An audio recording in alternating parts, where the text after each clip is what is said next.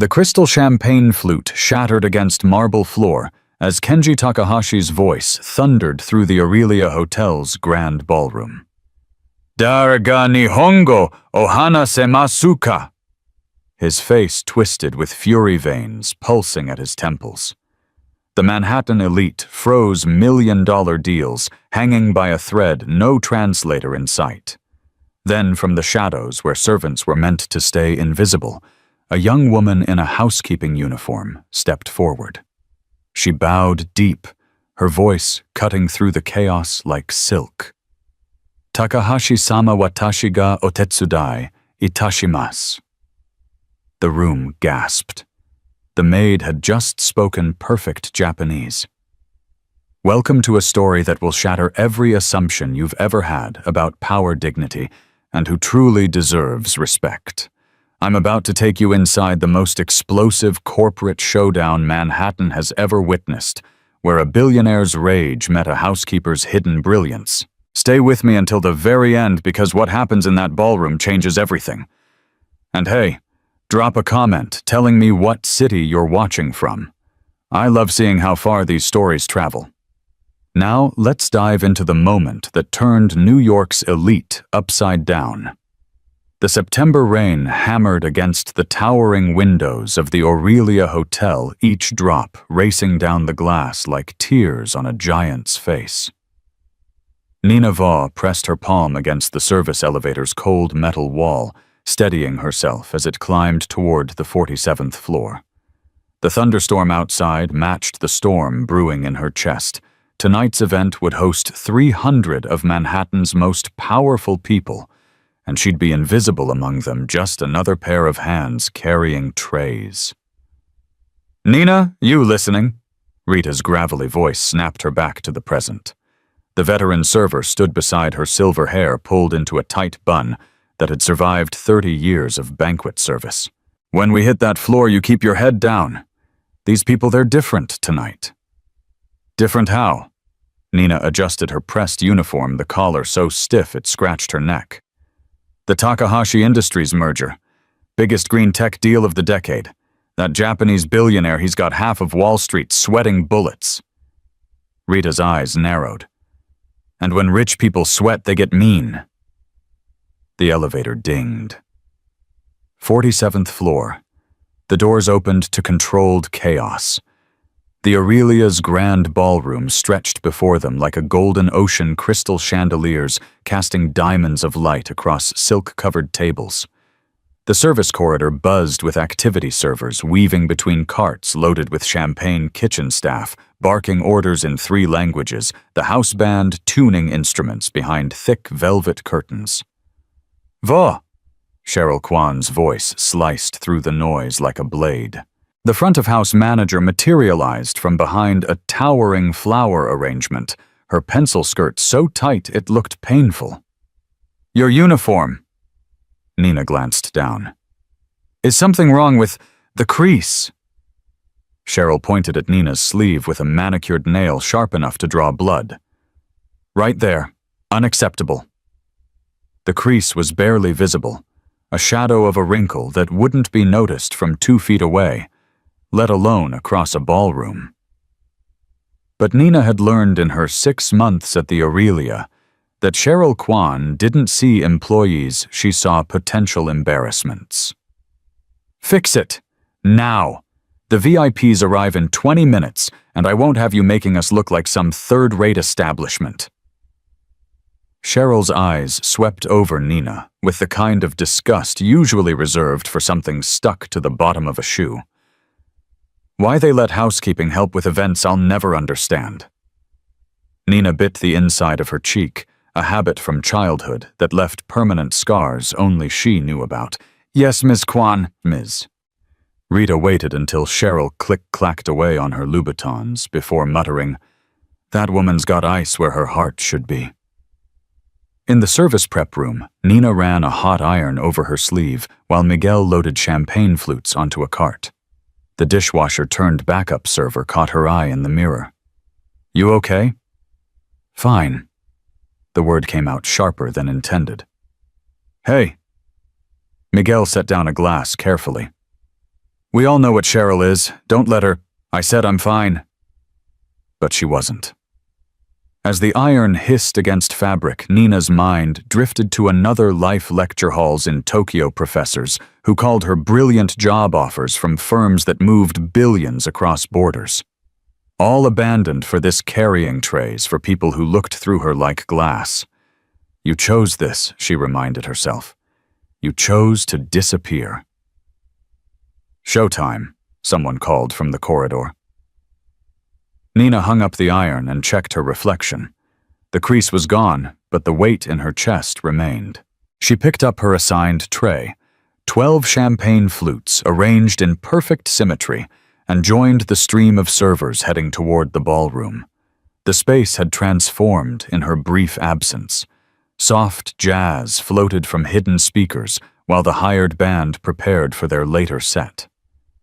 Executives in custom suits clustered near the windows, their laughter sharp and practiced.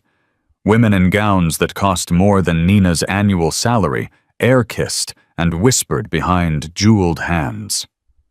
Positions. Gavin Pierce, the catering captain, strutted through the service lane like a rooster in a fox house. His slicked-back hair gleamed under the lights, and his smile never reached his eyes. Remember, you're invisible. They don't want to see you, hear you, or know you exist. You're furniture that moves. Nina took her position near the east wall tray, balanced on her palm. The weight was familiar, almost comforting. She'd learned to find meditation in the stance spine, straight shoulders back, breath steady. It was like holding a yoga pose, except she was holding Dom Perignon worth $400 a bottle. The main doors swept open. The room's energy shifted like a tide pulling back before a tsunami. Rex Dalton entered first, all 28 years of venture capital arrogance wrapped in a Tom Ford suit. His laugh boomed across the space as he glad-handed his way through the crowd, each handshake a small performance of dominance. Behind him, Marla Sloan glided in wearing Chanel and a smile that had launched 1,000 PR campaigns and destroyed twice as many careers. "Va circulate," Gavin hissed as he passed. "Don't just stand there like a statue." Nina moved through the crowd with practiced invisibility, offering champagne to hands that took glasses without acknowledging her existence. She'd perfected the art of being present, but absent there, but not there. It was exhausting in its simplicity. "Oh my God, perfect," Rex's voice cut through her concentration. He was standing with 3 other suits, all varying shades of entitled. "Hey, you Maid. Get in here." Nina turned. Rex was holding up his phone, grinning like a shark who'd spotted blood. "I need you in this shot. Stand right there. No, there. Behind us. It's hilarious, right? The help in the background. Very Downtown Abbey meets late capitalism." The men laughed. Nina stood frozen tray balanced as Rex snapped photos. "Make sure you look really serious," one of them added. "Like you're contemplating the champagne or something." More laughter. Nina's fingers tightened on the tray's edge, but her face remained neutral, another skill learned through repetition. She was a mirror that reflected nothing back. "That's perfect. So ironic." Rex waved her away like dismissing a dog. "You can go now." Nina turned and walked away, each step measured, controlled. But inside, something twisted tighter, a spring coiled to its breaking point. She made 3 more circuits of the room, refilling glasses for people deep in conversations about acquisitions and hostile takeovers, about summer homes in the Hamptons and winters in Gstaad. Her notebook tucked secretly in her uniform pocket, pressed against her hip, with each movement. 3 years of notes from Tokyo, from lectures on international finance, from internships at firms that shaped global markets, all reduced to this moment, carrying drinks for people who saw her as part of the decor. "Ladies and gentlemen," Cheryl's voice rang out from the podium. "If you could begin taking your seats, our honored guest will be arriving momentarily." The crowd shifted toward the arranged tables like expensive schools of fish. Nina positioned herself along the wall with the other servers, maintaining regulation spacing 6 feet apart, backs straight, hands clasped. That's when she saw her. Aiko Taneda entered through the service door, not the main entrance. Takahashi's chief of staff moved with the kind of purpose that parted crowds without effort. She wore a simple black suit that somehow made everyone else look overdressed. Her eyes swept the room with surgical precision, cataloging faces, exits, potential problems. When her gaze passed over the service staff, it lingered on Nina for a fraction of a second. Nina's body moved before her mind caught up a deep bow precisely 30 degrees, hands placed just so. It was muscle memory from 3 years in Tokyo, from professors who'd insisted on proper etiquette, from a culture that understood respect as an art form. Aiko's eyebrow raised a millimeter. Then she was gone, moving toward the podium to check microphone levels.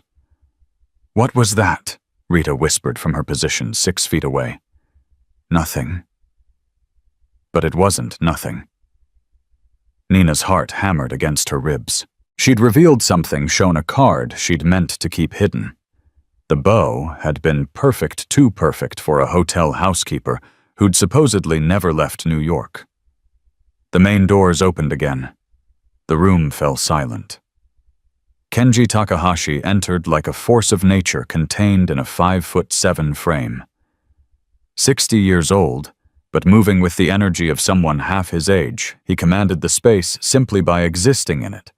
His suit was understated navy, not black, but the watch on his wrist could buy a brownstone in Brooklyn. His eyes missed nothing as they swept across the assembled crowd. "Mr. Takahashi?" Rex bounded forward, hand extended. "Rex Dalton, Apex Ventures. We're so thrilled to—" Takahashi walked past him without acknowledgement. Rex's hand hung in the air for a moment before he lowered it, his face flushing red. The billionaire moved directly to the podium, ignoring Cheryl's attempted greeting, bypassing Marla's calculated approach. He gripped the microphone and began speaking in rapid Japanese. The words flowed like water over rocks, smooth, powerful, unstoppable. Nina's breath caught. He wasn't giving pleasantries. He was discussing the merger, laying out terms with the complexity of a legal document and the precision of a surgical strike. Specific percentages, liability frameworks, environmental impact metrics that would reshape the American manufacturing landscape. The room stood frozen, confused smiles plastered on faces, eyes darting, searching for help. "Where's the translator?" someone whispered. "Running late," another voice responded. "Traffic from JFK." Takahashi's voice rose, his tone sharpening. He'd asked a question, Nina could hear it in the inflection. But the room stared back at him with blank, panicked faces. He asked again, louder this time. The Japanese words cracked like a whip across the silent ballroom. Cheryl's smile looked painted on as she stepped toward the podium. "Mr. Takahashi, I'm so sorry, but our translator seems to be—" He cut her off with a gesture, then spoke again. This time, Nina caught every word. "Is there not a single person in this room who speaks Japanese? You want to do business with my company, take my money, reshape your economy with our technology, but you cannot be bothered to learn our language. This is the respect you show." The fury in his voice needed no translation. Everyone could feel it. The disgust, the disappointment, the barely contained rage of a man who'd flown 14 hours to be insulted by unprepared Americans. Rex attempted damage control, his voice too loud and too cheerful. "Mr. Takahashi, I'm sure we can— Derga Nihongo ohana semasu ka?" Takahashi's voice exploded across the room. The champagne flute in Marla's hand slipped, shattering against the marble floor. The sound echoed like a gunshot. Takahashi stepped back from the podium, his body language clear he was leaving. The deal was dead. Billions of dollars about to walk out the door because no one had bothered to prepare for the most basic aspect of international business communication. "Someone do something," Cheryl hissed at the service staff, as if they could materialize a translator from thin air. Nina's hand moved to her pocket, feeling the worn leather of her notebook. 3 years of notes. 3 years of studying under Professor Yamamoto, who'd insisted his students think in Japanese dream, in Japanese understand not just the language, but the culture it carried. 3 years of being told she had the best linguistic instincts he'd seen in a decade of teaching. All of it leading to this moment. She set down her tray with deliberate care, the soft clink drawing eyes in the silent room. Her feet moved without her permission, carrying her forward from the safety of the wall's shadow. "Va, what are you?" Gavin's harsh whisper died as she passed him. Nina walked through the space between the service area and the podium, a chasm that might as well have been an ocean. Every eye tracked her movement. Cheryl's face cycled through confusion, anger, and horror. When Nina reached the appropriate distance from Takahashi, not too close to presume familiarity, not too far to seem distant, she stopped. Then, with the precision of someone who'd practiced 10,000 times, she bowed. Deep, respectful, held for exactly 3 seconds. When she rose, she spoke in perfect Japanese, her voice carrying the soft Kyoto accent she'd learned from Professor Yamamoto. "Takahashi-sama, I offer my deepest apologies for this disrespect. With your permission, I would be honored to assist with translation." The room held its breath. Takahashi's eyes narrowed, studying her like a specimen under a microscope. The silence stretched 5 seconds, 10-15. "You work here?" he asked in Japanese, his tone skeptical. "Yes, Takahashi-sama. In housekeeping." "Housekeeping?" He said the word like he was tasting it, testing its flavor. "And you speak Japanese?" "I had the privilege of studying in Tokyo for 3 years, sir. At Keio University under Professor Yamamoto in the International Business Communication Program." A muscle in Takahashi's jaw twitched. "Yamamoto Hiroshi?" "Yes, sir. He was my professor. 30 years ago." Takahashi circled her slowly like a predator evaluating prey. "Tell me, housekeeper, what did Yamamoto-sensei always say about language?" Nina's spine straightened. This was a test, and she knew the answer because Professor Yamamoto had carved it into her memory. Language is not words. Language is culture, history, and intention made audible. To speak someone's language is to acknowledge their humanity. Takahashi stopped circling. For the first time since entering the room, something that might have been approval flickered across his face. "Your name?" "Nina Vo, sir." "Vietnamese. My parents are. I was born here." He nodded slowly, then gestured toward the podium. "Very well, Vo-san. Let us see if Yamamoto taught you as well as he taught me." Nina moved to a position where she could see both Takahashi and the audience. Her heart thundered so loud she was certain everyone could hear it, but her hands remained steady, her voice calm. Takahashi began speaking again, but this time his pace was measured, allowing for translation. He started with context, his company's 40-year history in sustainable manufacturing, their breakthrough in carbon-negative steel production, their vision for transforming American industry. Nina translated each phrase, but more than that, she conveyed the weight behind the words. When Takahashi spoke of innovation, she captured his passion. When he mentioned workers displaced by automation, she carried his genuine concern. She wasn't just converting language, she was building a bridge between two cultures that had been standing on opposite shores shouting at each other across the divide. "The terms I proposed," Takahashi continued, were not arbitrary numbers. Each percentage point represents jobs, real jobs for real families. Each environmental metric ties to our children's futures. But you sit here drinking champagne that costs more than most Americans make in a day, and you cannot even bother to understand my words. Nina translated it all, even the parts that made Rex shift uncomfortably in his seat, that caused Marla to set down her fresh glass of champagne. "Mr. Takahashi is expressing concern," Rex interrupted, standing up, "that perhaps we haven't shown adequate preparation." "That is not what I said." Takahashi's English was accented, but clear. The room gasped. He'd understood everything all along. "Vosan, please translate exactly what I said, not what Mr. Dalton wishes I had said." Nina felt the trap Rex had walked into. Takahashi had been testing everyone from the moment he'd walked in, and they'd all failed, except her. Mr. Takahashi said, and I quote, "You sit here drinking champagne that costs more than most Americans make in a day, and you cannot even bother to understand my words." Rex's face flushed purple. "This is ridiculous. She's a maid, for Christ's sake. She probably memorized a few phrases." "Then test her," Takahashi said in English, his voice deadly quiet. "Ask her to translate something. Anything." Rex's jaw worked like he was chewing glass. Then he pulled out his phone, typing rapidly. "Fine.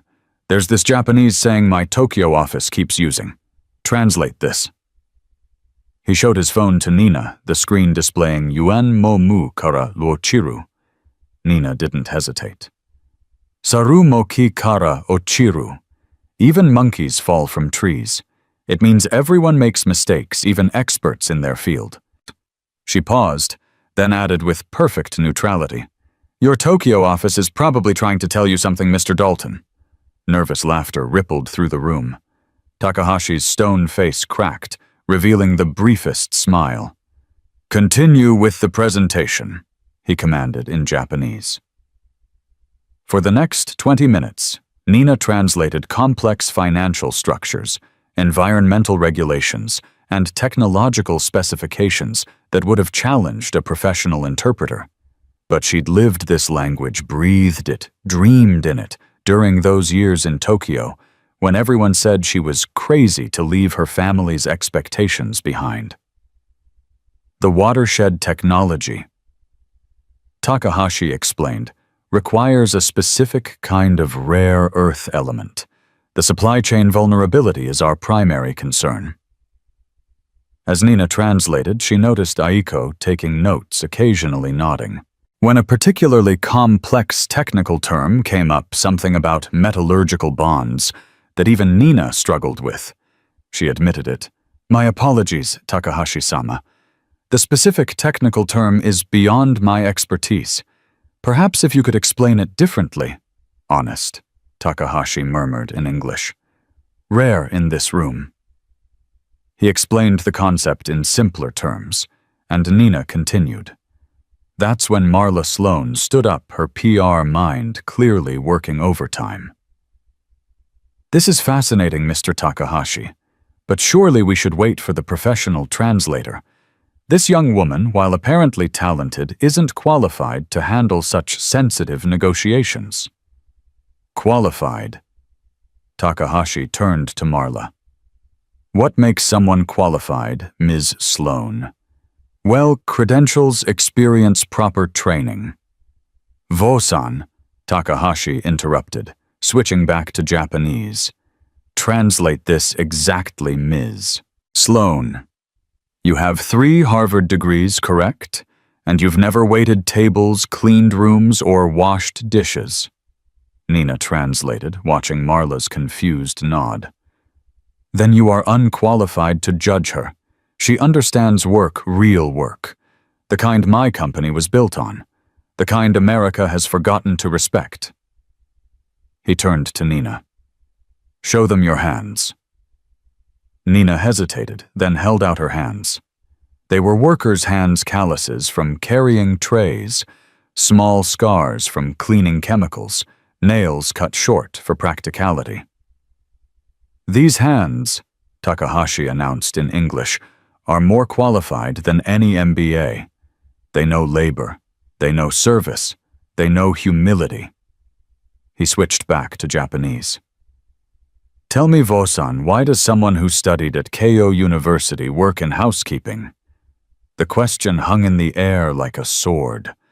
Nina could feel Cheryl's stare burning into her back, could sense the room's collective hunger for scandal. "With respect, Takahashi-sama," Nina replied in Japanese, "we all have our reasons for the paths we choose. I chose to learn humility before seeking authority." "And your family?" "They approved of this choice." Nina's composure cracked slightly, just a tremor in her voice that only someone listening closely would catch. "My family and I have different definitions of success." Takahashi studied her for a long moment, then nodded. "Translate the rest of the proposal." As Nina continued, she could feel the room's energy shifting.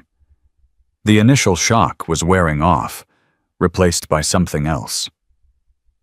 Resentment from some curiosity from others, and from Cheryl, pure rage barely contained behind her professional smile. The technical portion of the presentation involved a joint venture structure that would bring thousands of jobs to the Rust Belt, but with strict environmental standards that many American companies would balk at. Nina translated it all, including Takahashi's pointed comments about American corporations prioritizing quarterly profits over generational responsibility. The facility in Cleveland, Takahashi explained, would require workers to undergo 6 months of training. Proper training, not the 2-week orientations you Americans call preparation. We would pay them during this training full wages, full benefits. "That's not standard practice here," Rex interjected. "The costs would be the costs." Nina translated as Takahashi responded, "Are an investment in human dignity. Or is that another foreign concept requiring translation?" Gavin chose that moment to assert his authority, stepping forward from his position along the wall. "Excuse me, Mr. Takahashi, but this staff member is needed for service duties.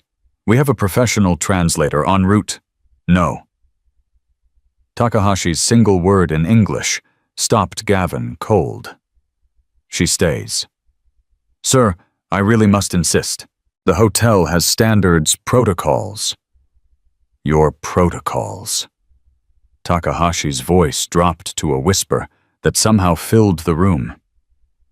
"Your standards, your insistence, all worth less than this woman's smallest finger. She stays or I leave. Choose." Gavin looked at Cheryl, who looked like she'd swallowed a lemon whole. Through gritted teeth, she nodded. Nina continued translating, but she could feel the undercurrents in the room alliances shifting, judgments forming plans being made. She caught Miguel and Rita exchanging looks of amazement from their positions. She saw Aiko typing rapidly on her tablet, occasionally glancing up at Nina with an expression that might have been recognition.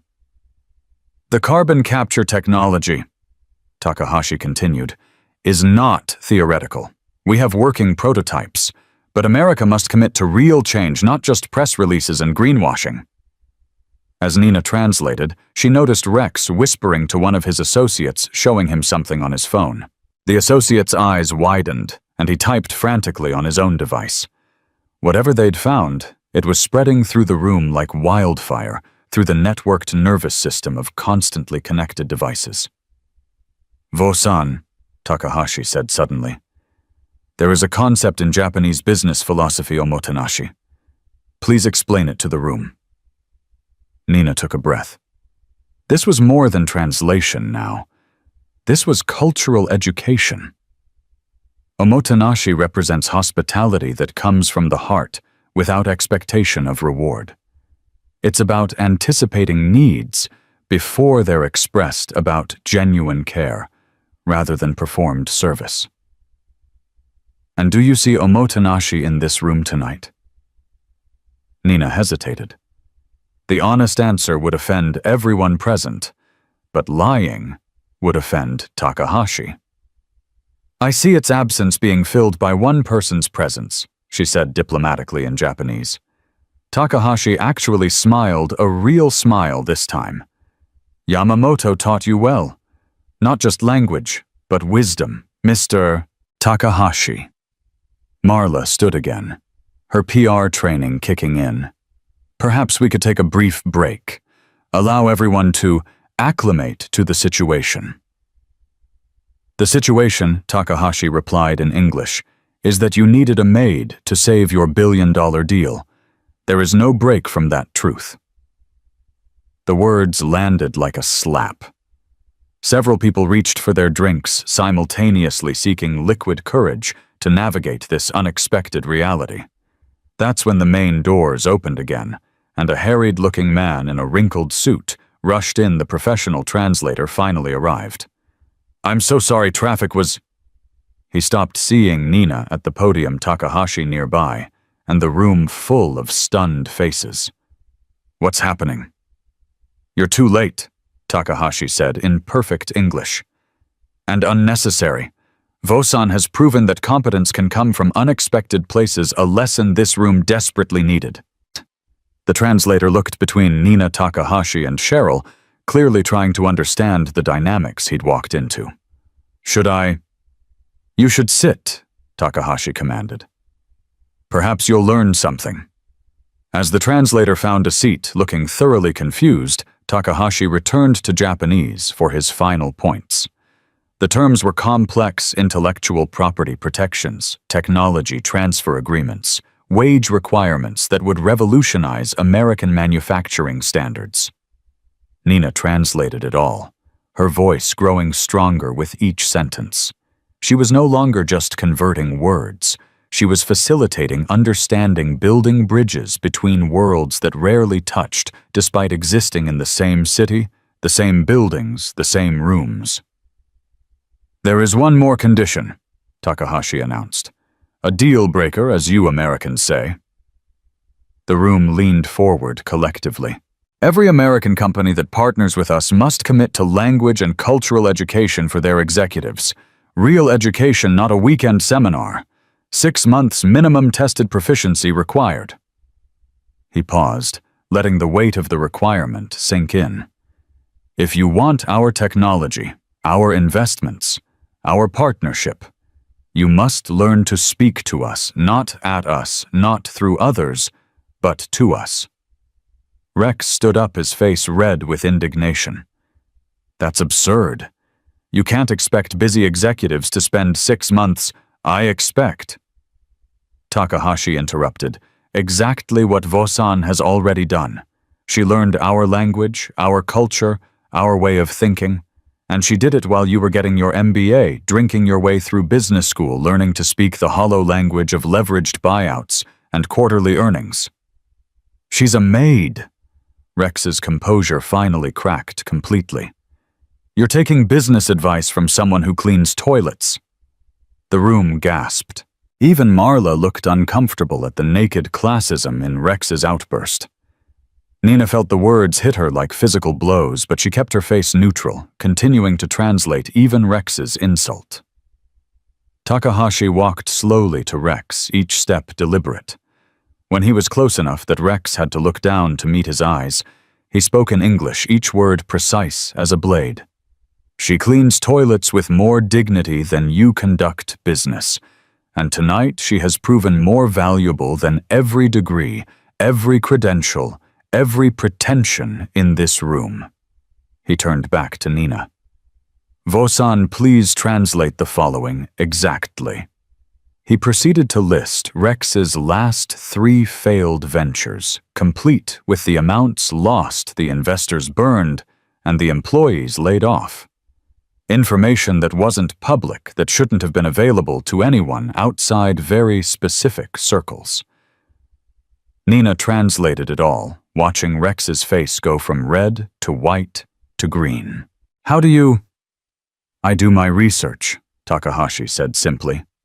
just as I researched everyone in this room. Ms. Sloane's buried scandals, Mr. Pierce's inappropriate relationships with suppliers, Ms. Kwan's falsified performance reviews. I know you all. But Vosan, he gestured to Nina. Her record is clean. 3 years of perfect grades at KO, glowing recommendations from professors, offers from top firms. And she chose this.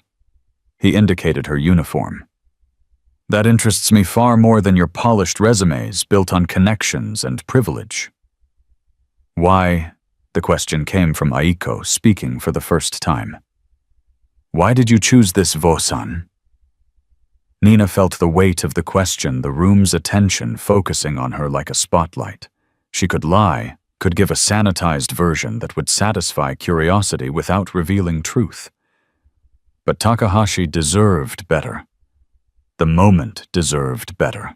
My father, she said quietly in Japanese, then repeated in English, wanted me to use my education to join his world, a world where worth is measured in dollars and connections, where people like Rita, who has worked honorably for 30 years, are invisible, where Miguel, who sends half his paycheck to family in Ecuador while studying engineering at night, doesn't exist. Her voice grew stronger. I chose to learn what my education couldn't teach, how to serve without losing dignity, how to be invisible without disappearing, how to find honor in work that others disdain. Pretty words, Rex sneered, recovering some of his composure. But you're still just...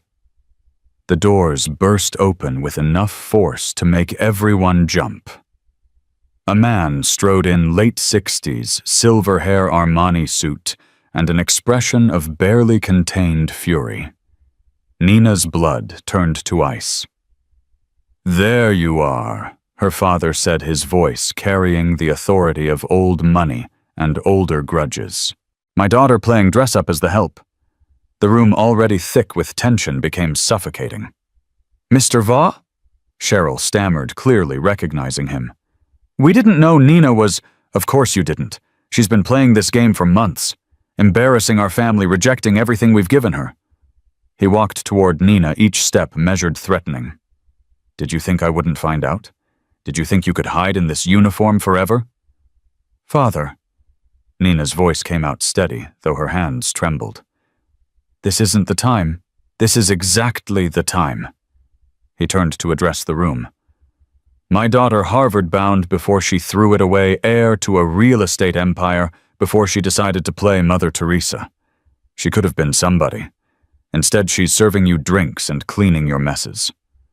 She is somebody, Takahashi said quietly. Nina's father laughed, a sound like breaking glass. She's a disappointment. A cautionary tale about giving children too much freedom. He looked at Nina with disgust. Your mother cries every night. Your brothers tell their friends you're studying abroad because the truth is too shameful. The truth, Nina said, finding her voice, is that I chose my own path. You chose poverty. You chose servitude. You chose to waste everything I built for you. I chose to build something myself. As a maid, her father's voice dripped contempt. This is what you built. This is your great achievement, translating for people who will forget you the moment you leave the room. Takahashi stepped forward. I will not forget. And you are someone who recognizes value where others see only status. Takahashi moved to stand beside Nina, a subtle but powerful gesture of alliance. Your daughter has shown more courage tonight than most show in a lifetime. Courage, her father laughed again. Is that what we're calling rebellion now? Father, please. No. And he pulled out his phone. I'm calling Thomas. He'll have you removed from this position tonight. The Aurelia depends on my investments. They'll do what I say. Then they'll lose more than they gain, Takahashi announced. Vosan is now my official interpreter for all U.S. negotiations. Anyone who fires her loses access to Takahashi Industries. The room went silent enough to hear the rain still beating against the windows. You can't be serious, Rex said. I am always serious about business, Mr. Dalton, though you wouldn't know that since you've been too busy posting photos of the help on your Instagram. Takahashi held up his own phone, showing Rex's earlier post with Nina in the background captioned, "Even the maids are prettier at luxury events, #blessed, #NY Clive." Rex's phone disappeared into his pocket like it had caught fire. This is insane, Marla interjected. You're restructuring $1 billion deal around a hotel employee. I'm restructuring it around someone who understands both language and labor, who knows both scholarship and service. Takahashi looked at Nina's father. Your daughter honors you even if you're too blind to see it. She dishonors everything our family represents. Then perhaps, Aiko said, standing slowly, your family represents the wrong things. She walked to Nina, studying her closely. You were in Yamamoto's Advanced Negotiation Seminar, Spring 2022. You wrote the paper on linguistic bridges in cross-cultural M&A. Nina nodded, surprised. I guest lectured that semester. Your paper was the only one Yamamoto kept. He said you understood something most students miss, that language is never neutral, that every word carries the weight of its culture. You knew? Nina asked. I suspected when I saw your bow earlier. It was perfect, not learned perfect, but lived perfect. Aiko turned to the room. She's not just qualified to translate this deal. She's qualified to structure it. This is ridiculous. Nina's father's voice rose to a shout. She's my daughter. I know what she's capable of, and it isn't this fantasy you're spinning. No, Nina said quietly, but her voice carried. You know what you wanted me to be capable of. There's a difference. Don't you dare. I dare. She faced him fully now, no longer the scared girl who'd run from his expectations. I dare to choose my own life. I dare to find honor in work you despise. I dare to be something other than your shadow. You're nothing. The words exploded from him. Without my name, my money, my connections, you're nothing. Then I choose to be nothing, Nina replied, rather than be your something.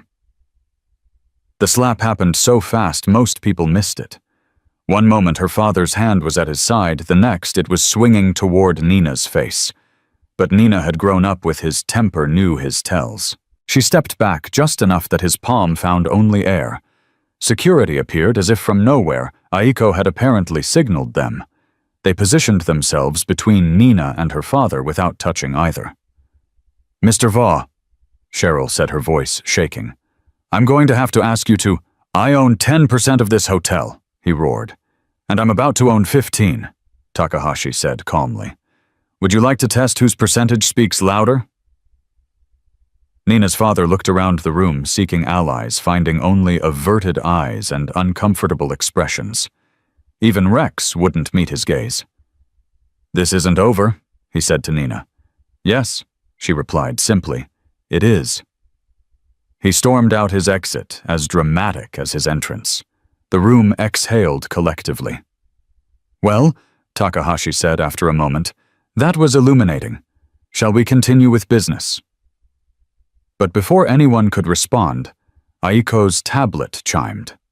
She looked at it, her expression shifting to something Nina couldn't read. Mr. Takahashi, she said in Japanese, you need to see this. She showed him the screen.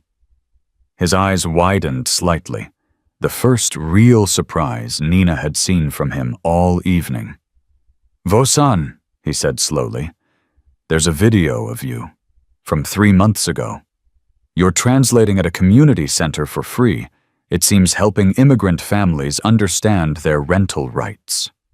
Nina's stomach dropped.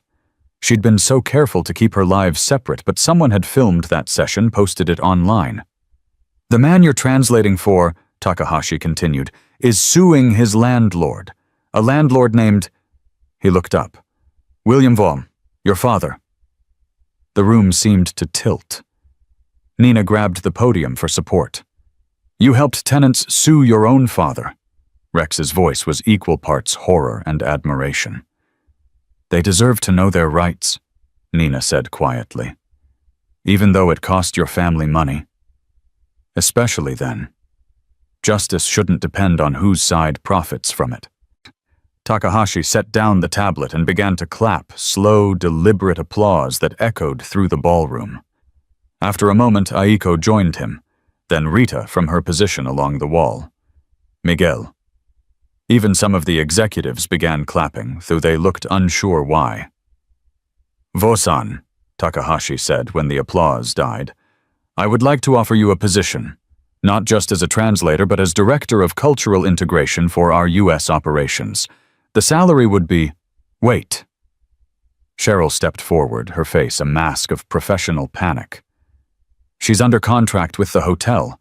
She can't just... Actually, a new voice said from the back of the room. She can. Everyone turned. A woman in a legal services blazer stood in the doorway holding a folder. I'm Sandra Kim from the City Labor Board. We received a complaint about employment practices at this hotel, specifically requiring housekeeping staff to work events without event wages, threatening termination for refusing overtime, and, she looked directly at Cheryl, falsifying performance reviews to deny raises. Cheryl went white. That's completely documented. We have copies of everything thanks to an anonymous source. Sandra's gaze swept the room. Any employee who has been affected by these practices is free to terminate their contract immediately without penalty. Who filed the complaint? Cheryl demanded. That would be me, Rita said, stepping forward from the wall. 30 years I've watched you step on people like Nina. Enough is enough. And me, Miguel added. Nina's not the only one who knows how to document injustice. And me. Another server stepped forward, then another. And another. Soon, half the service staff had identified themselves as complainants. Cheryl looked like she might faint. Gavin had already started edging toward the exit. So, Takahashi said to Nina, you're free to accept my offer. What do you say? Nina looked around the room at the executives who'd dismissed her, at the colleagues who'd supported her, at the father who'd tried to diminish her, and the billionaire who'd recognized her worth. The choice should have been simple, but nothing about her journey had been simple. I accept, she said, on one condition. Takahashi raised an eyebrow. You're negotiating. You said I was qualified to structure deals. Let me structure this one. Nina took a breath. I'll take the position, but I also want a training program for every hotel worker, restaurant server, cleaner, anyone in service who wants to learn languages, business skills, cultural competency, funded by the joint venture, available to all with job placement assistance upon completion. That would cost millions, Rex protested. The merger is worth billions, Nina countered. What's a few million to change thousands of lives? Takahashi smiled a real, full smile that transformed his entire face. Vosan, you've just designed the corporate social responsibility program that my board has been requesting for years. Done. There's more. Of course there is. Rita becomes head of the training program's advisory board. She knows better than anyone what skills service workers need to advance. Agreed. Miguel gets first admission full scholarship to study engineering while working part-time. Agreed. And, Nina hesitated, then forged ahead. My father's tenants, the ones from the video, they get relocation assistance if they want it, or rent stabilization if they stay. That's not our... Rex started. It is now, Takahashi interrupted. Corporate responsibility isn't just about environmental metrics, Mr. Dalton. It's about human impact. All of it. He extended his hand to Nina. Do we have a deal, Director Vaux? Nina shook his hand, feeling the weight of the moment not just for herself, but for every invisible person in the room who'd just become visible. One more thing, she said. I keep 1 shift a week in housekeeping. Everyone stared at her. Why? Aiko asked. Because the moment I forget what it feels like to be invisible is the moment I become like them. She gestured to Rex, to Cheryl, to the space where her father had stood. I never want to forget where I came from, even as I move toward where I'm going. Takahashi nodded slowly. Wisdom beyond your years, Vaux-san. Very well. 1 shift a week, you remind yourself and us what honest work feels like. This is insane, Marla said. You're all insane. A housekeeper just restructured a $1 billion deal. No, Takahashi corrected. A brilliant woman who happens to work in housekeeping just showed us what we've been missing. There's a difference, Miss Sloane. Until you understand that difference, you'll keep missing opportunities like this one. He turned to address the room. The deal moves forward, but only with companies that commit to the language requirement and the worker training program. Those unwilling to invest in human development need not invest with us. Several executives immediately pulled out phones calling their boards. Others huddled in urgent consultation. The energy in the room had shifted completely from arrogance to urgency, from dismissal to desperate recalculation.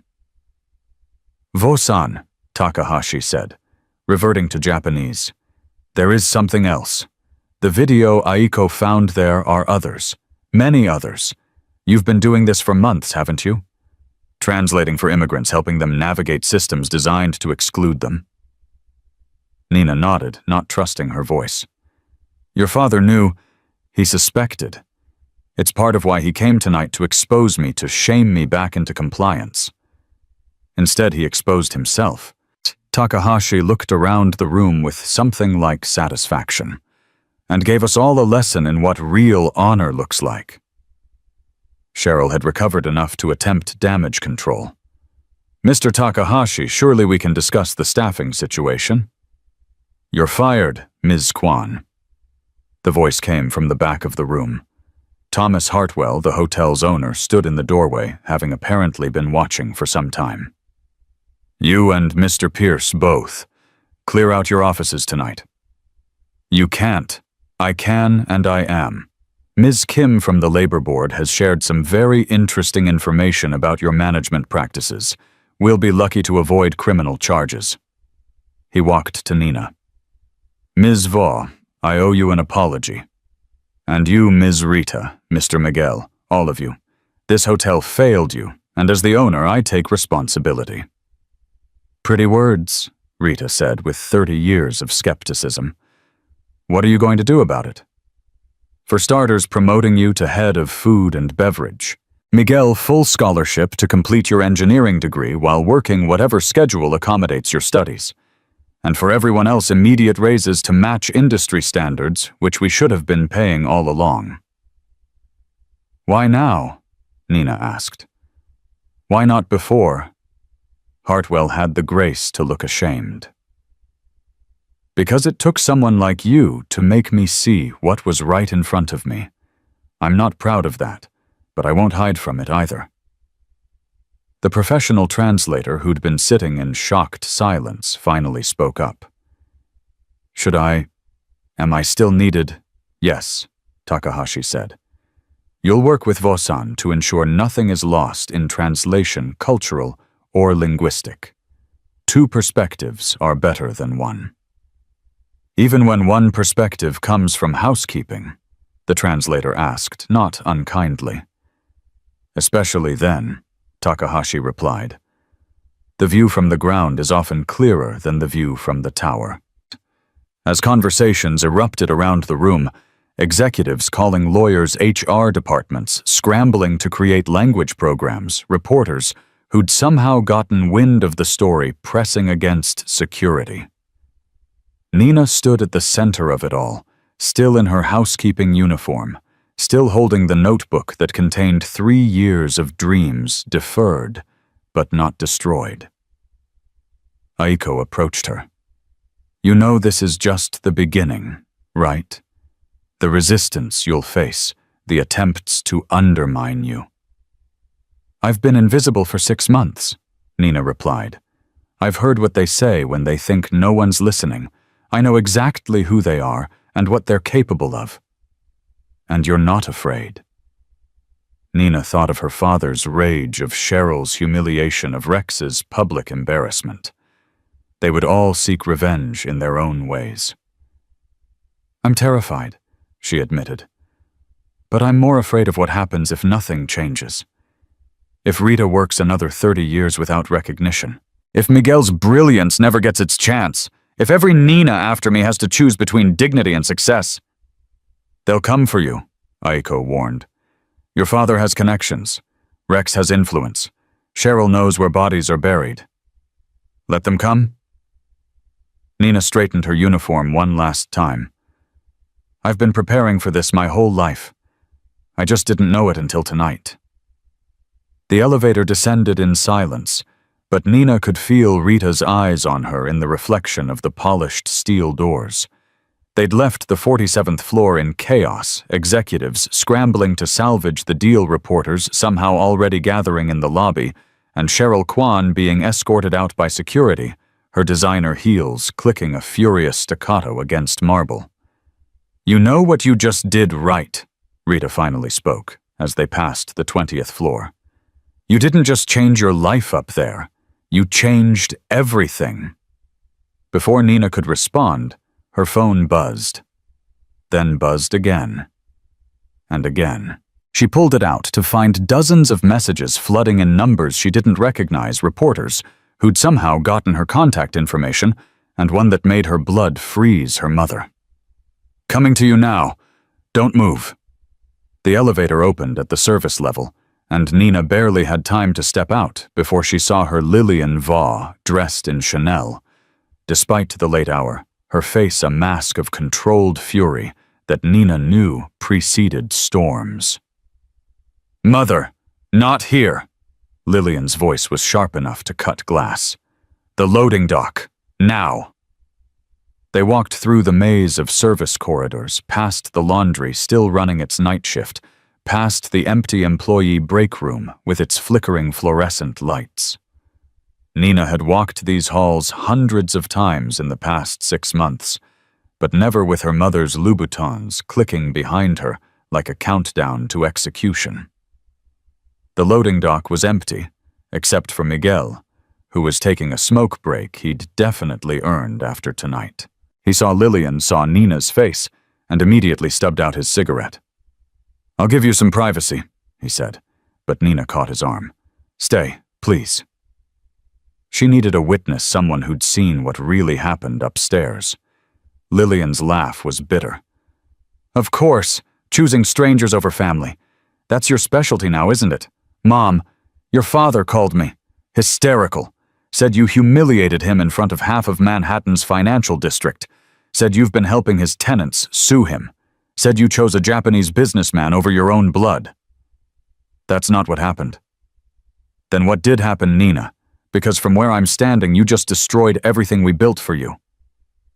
Miguel stepped forward, surprising everyone. "Mrs. Vaugh, with respect, your daughter just translated $1 billion deal. She saved thousands of jobs. She's a maid," Lillian snapped. "My daughter, who could have been at Harvard Law right now, is cleaning toilets and serving champagne to people who should be her peers." "They were never going to be my peers, Mom." Nina's voice came out steadier than she felt. "They were only ever going to be my judges, measuring me against Father's money, your connections, our family name. I wanted to be measured against my own choices. And this is what you chose." This, Lillian gestured at Nina's uniform with disgust. I chose to learn what you never taught me how to work without a safety net, how to earn respect instead of demanding it, how to see people. Father taught us we're invisible. Those people have names. Rita, who's been here 30 years and never missed a shift even when her husband was dying of cancer. Miguel, who's getting his engineering degree at night while supporting 3 siblings. Keiko from laundry, who speaks 4 languages but can't afford citizenship lawyers. Why should I care about? Because they're human beings, Mom. Because their work makes your world possible. Because... Nina's voice cracked. Because I was becoming someone I didn't recognize, someone who could walk past suffering and feel nothing but mild inconvenience. Lillian's face hardened. Your father's cutting you off, completely. No trust fund, no inheritance, no family name. I know. You know, that's all you know. I've known it was coming since I took this job. I've been saving every paycheck, living in a studio in Queens, learning to budget like the 99% of America Father pretends doesn't exist. This is that professor's influence, isn't it? That Japanese man who filled your head with... Professor Yamamoto taught me that language is culture, and culture is understanding, and understanding is the only real currency that matters. Currency? Lillian laughed bitterly. You want to talk about currency? Your father's going to destroy you. He's already making calls. That position Takahashi offered, he'll make sure it disappears. That visa you used to study in Tokyo, he'll have it investigated. Every job you apply for, every apartment you try to rent, every... Mrs. Vaugh. The voice came from behind them. Aiko Taneda stood in the doorway, having followed them down. I couldn't help but overhear. Are you threatening your daughter? This is a family matter. No, it's a business matter now. Nina is a Takahashi Industries employee as of 10 minutes ago. Any action taken against her is action taken against our company. Aiko stepped closer, her small frame somehow filling the space. And I should mention we've been recording everything tonight for our documentation, including this conversation. Lillian's face went pale. You can't. We can. We did. And if your husband follows through on any of those threats, we'll ensure everyone knows exactly what kind of man William Vaugh really is. Aiko pulled out her tablet, showing a screen full of data. We know about the building violations, Mrs. Vaugh. The safety shortcuts, the bribed inspectors, the families displaced by illegal evictions. Would you like me to continue? How dare you? How dare you? Aiko countered. Your daughter showed more courage tonight than most people show in a lifetime, and instead of pride, you bring threats. Nina felt tears burning behind her eyes, but refused to let them fall. Not here. Not now. Mom, she said quietly, I'm not doing this to hurt you. Then why? Because I couldn't breathe in the life you planned for me. Because every expectation felt like a weight on my chest. Because I looked at Father's friends and saw vultures, looked at their wives and saw cages with golden bars. Those cages come with security. They come with a price I'm not willing to pay. Lillian stared at her daughter for a long moment, and Nina saw something flicker across her face, not understanding exactly, but maybe recognition. Just for a second, Nina saw the woman her mother might have been before she married William Vaugh, before she learned to smile while being dismissed, before she turned her intelligence into weapons, because that was the only way she was allowed to use it. You're just like her, Lillian said finally. Like who? Your grandmother. My mother. She was a nurse, you know, before she met my father. Gave it up when she married, but she never stopped talking about her patients, the lives she'd saved, the work that mattered. Lillian's voice softened just slightly. She would have been proud of you tonight. But you're not. Lillian stopped seeming to struggle with words for the first time Nina could remember. I'm terrified for you. The world is cruel to women who don't follow rules. It's cruel to women who do follow them too, Nina replied. At least this way I'm choosing my own battles. Before Lillian could respond, Nina's phone exploded with notifications. Videos were going viral. Someone had been live streaming from the ballroom. The confrontation with her father Takahashi's defense of her, the entire translation scene, was spreading across social media like wildfire. "Oh God," Lillian breathed, looking at her own phone. Mr. Vaugh is going to do nothing." Thomas Hartwell emerged from the shadows where he'd apparently been standing. "Because if he does, I'll personally ensure every building violation, every tax discrepancy, every questionable deal gets forwarded to the appropriate authorities." "You're threatening us." "I'm protecting my employee. Nina's contract with the hotel may be ending, but she's under my protection until it does." He looked at Nina. "And after if needed. Your father cost me good employees for years with his influence. Time to balance the scales." Lillian looked between them all. Her daughter surrounded by people willing to fight for her people, she'd dismissed as beneath notice. Something in her face crumbled. "I have to go," she said quietly. "Your father will be Mom." Nina caught her hand. "You could leave too." For a moment, Lillian squeezed her daughter's fingers. Then she pulled away. "Some cages are harder to escape than others," she said, and walked back into the hotel. Nina stood in the loading dock, shaking slightly as the reality of what had happened began to sink in. She'd just severed ties with everything she'd known, everything that had defined her first 24 years of life. "You okay?" Miguel asked quietly. "I don't know," Nina admitted. "I don't know what okay looks like anymore." "It looks like this," Rita said, appearing in the doorway with a bottle of champagne she'd definitely not gotten through proper channels. "It looks like standing up when everyone wants you to kneel. It looks like choosing truth over comfort." "It looks expensive," Nina said with a weak laugh, recognizing the label the bottle was worth more than she made in a week. "Cheryl's private stash." Rita grinned. "Seemed appropriate considering." They were about to open it when Aiko's tablet chimed urgently. Her face went pale as she read.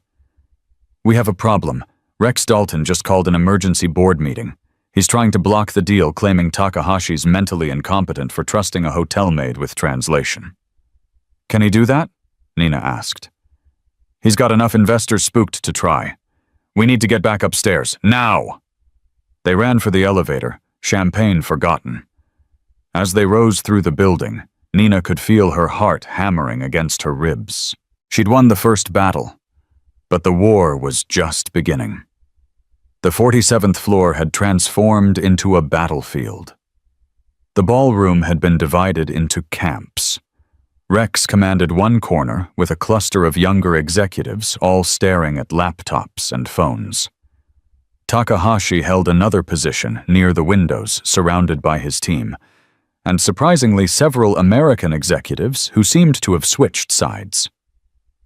"There she is," Rex announced as Nina entered. "The minimum wage worker who thinks she can handle international finance." "The federal minimum wage is $7.25 an hour," Nina said calmly.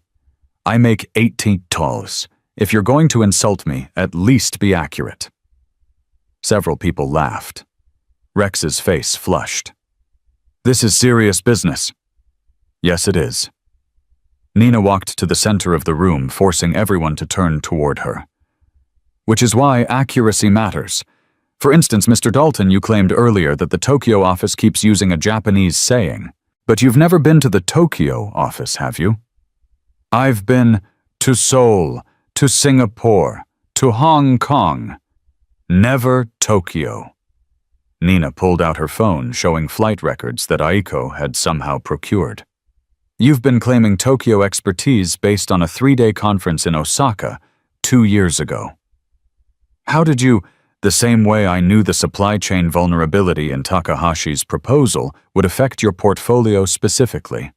I pay attention, I research, I prepare." She turned to address the room. Mr. Dalton wants you to believe I'm unqualified because I work in housekeeping. But let me tell you what housekeeping taught me. She walked to the whiteboard someone had brought in, picking up a marker. Every morning at 5 a.m., I review my room assignments. 12 rooms on average each with specific requirements. Mr. Harrison in 4012 is allergic to lavender, can't use the standard cleaning products. Mrs. Chen in 4015 has arthritis, needs the shampoo bottles loosened. The Japanese delegation in the penthouse expects shoes arranged at precisely 30-degree angles. She began writing on the board numbers. Patterns, logistics.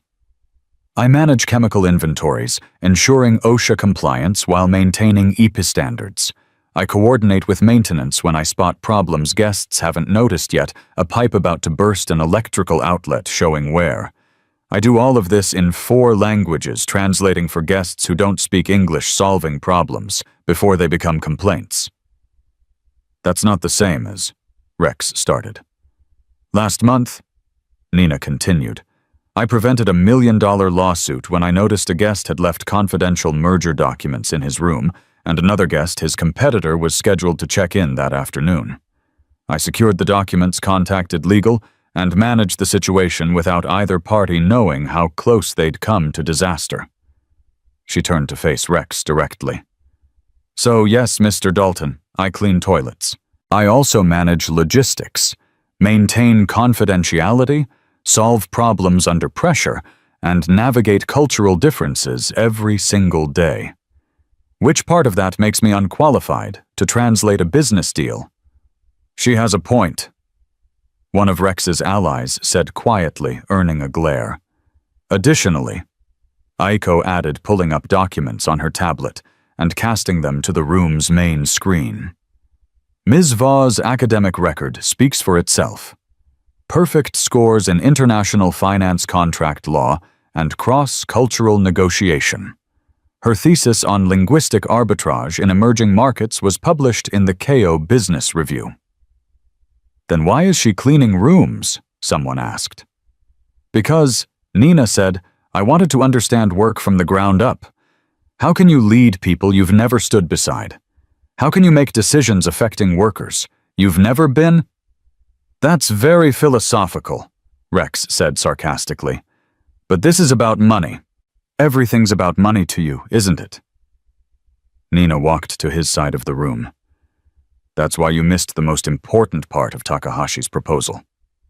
Which is, he wasn't just testing our language skills, he was testing our character.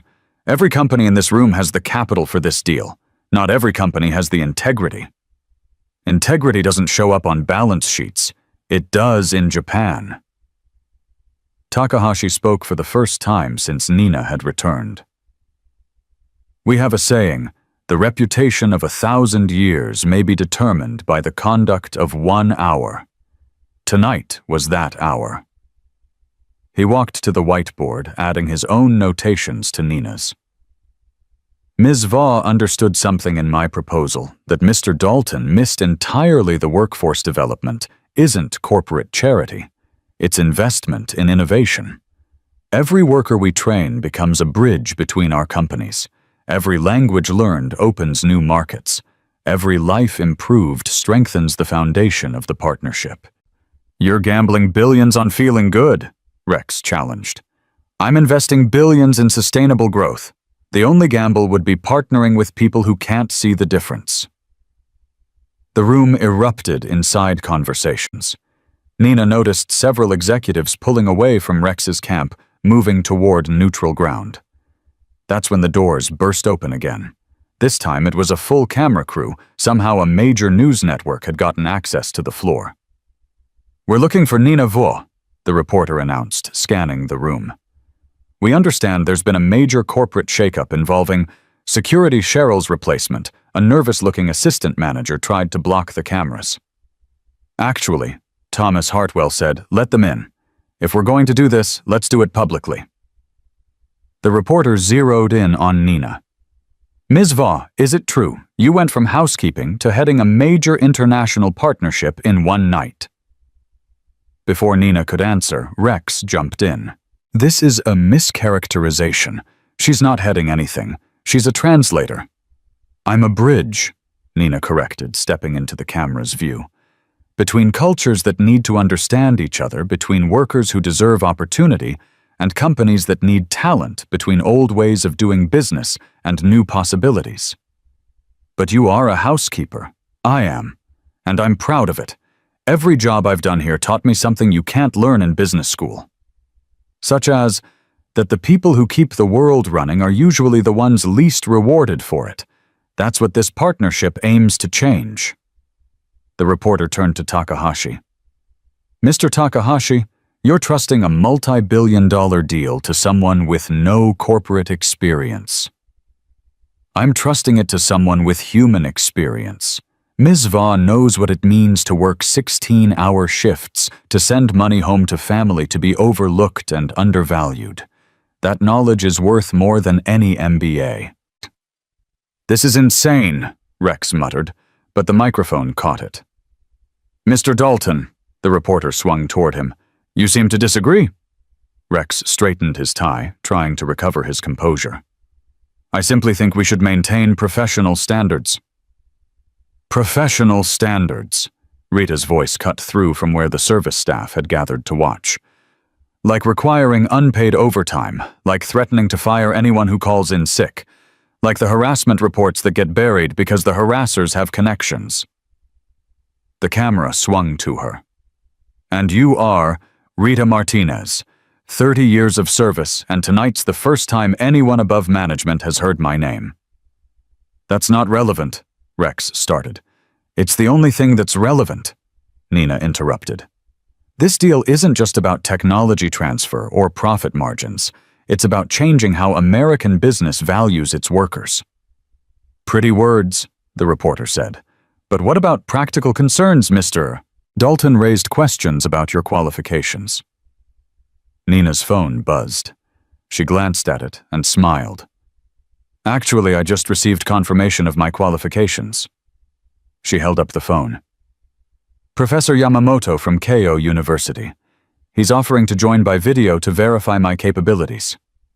That won't be necessary, a new voice said from the doorway. Everyone turned. An elderly Japanese man stood there dignified despite the late hour and the chaos around him. Professor Yamamoto, Nina gasped. I was in New York for a conference, he said in accented English. When I heard my best student was translating for Takahashi-san, I had to come. He walked to Nina and bowed deeply, a gesture of respect that made everyone who understood Japanese etiquette gasp. You honor our teachings, Vo-san. Sensei, you took the harder path. You chose understanding over advantage. He turned to the room. This young woman could have graduated and joined any firm in Tokyo. Instead, she chose to return to America to learn what cannot be taught: humility service, the dignity of honest work. You gave up job offers in Tokyo to clean hotel rooms, the reporter asked, incredulous. I gave up job offers to learn who I really am, Nina replied. And I found out I'm someone who can stand between worlds and help them understand each other. This is all very touching, Rex said, desperation creeping into his voice. But we're talking about billions of dollars. Which is exactly why we need someone who understands their true value, Takahashi interrupted. Money is just paper and promises. The real value is in the people who create, who build, who serve. He walked to the whiteboard and began writing not financial figures, but names. Rita, Miguel, Nina. Then more names pulled from memory, the workers he'd noticed during his stay, the ones who'd made his visit possible while remaining invisible. These are your assets, he said to the room. Not your balance sheets or your portfolios. These people. And if you can't see that you don't deserve to partner with us.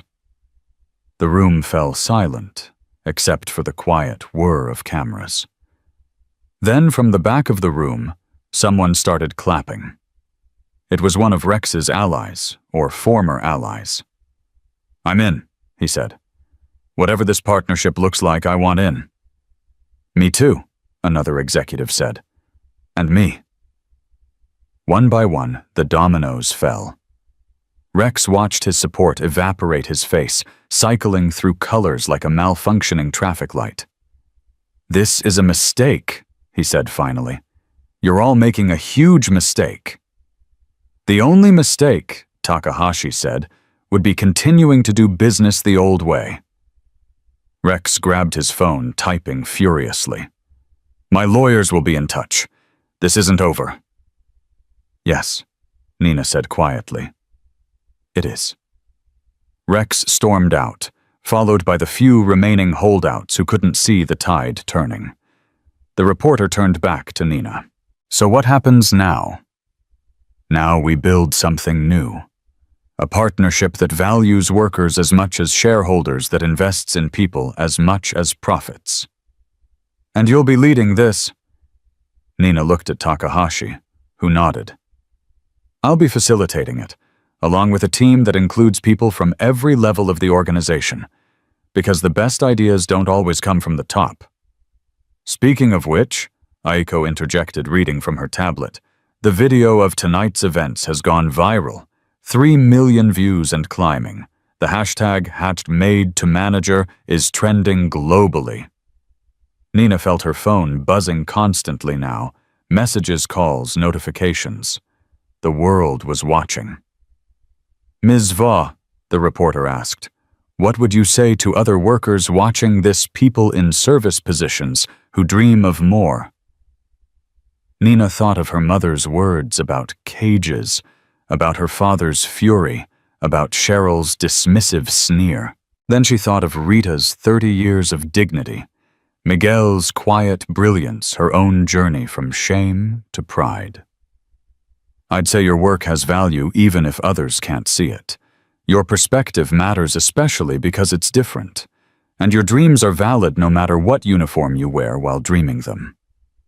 But surely not everyone can have a moment like this. This moment didn't just happen. It was built on 6 months of exhaustion, of choosing to learn instead of resent, of taking notes when no one was watching, of studying languages when I could have been sleeping." Nina looked directly into the camera. "Every moment you think no one sees you, you're building toward the moment when everyone will."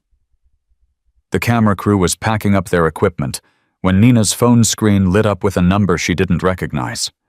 She almost ignored it, but something about the international prefix made her answer. "Nina Vo."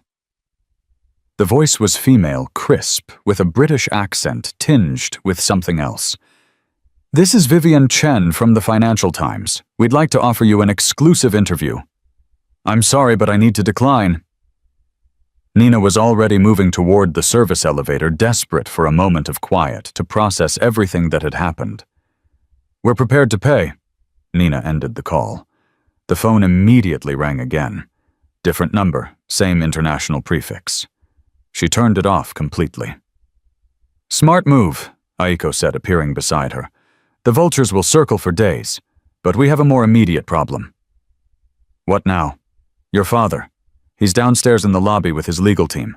Building security won't let them up, but..." The service elevator doors opened, revealing William Vaugh himself. He'd somehow accessed the service corridors, probably through connections Nina didn't want to think about. Behind him stood 2 men in expensive suits carrying briefcases that practically screamed lawyers. "We need to talk," her father said, his voice dangerously calm. "Mr. Vaugh," Thomas Hartwell stepped forward, "you're trespassing in employee-only areas." "I own 10% of this building," William snapped. "I'll go where I please." "Actually," one of his lawyers said, pulling out a document, "Mr. Vaugh owns 12% as of this evening. He just purchased additional shares." Nina felt her stomach drop.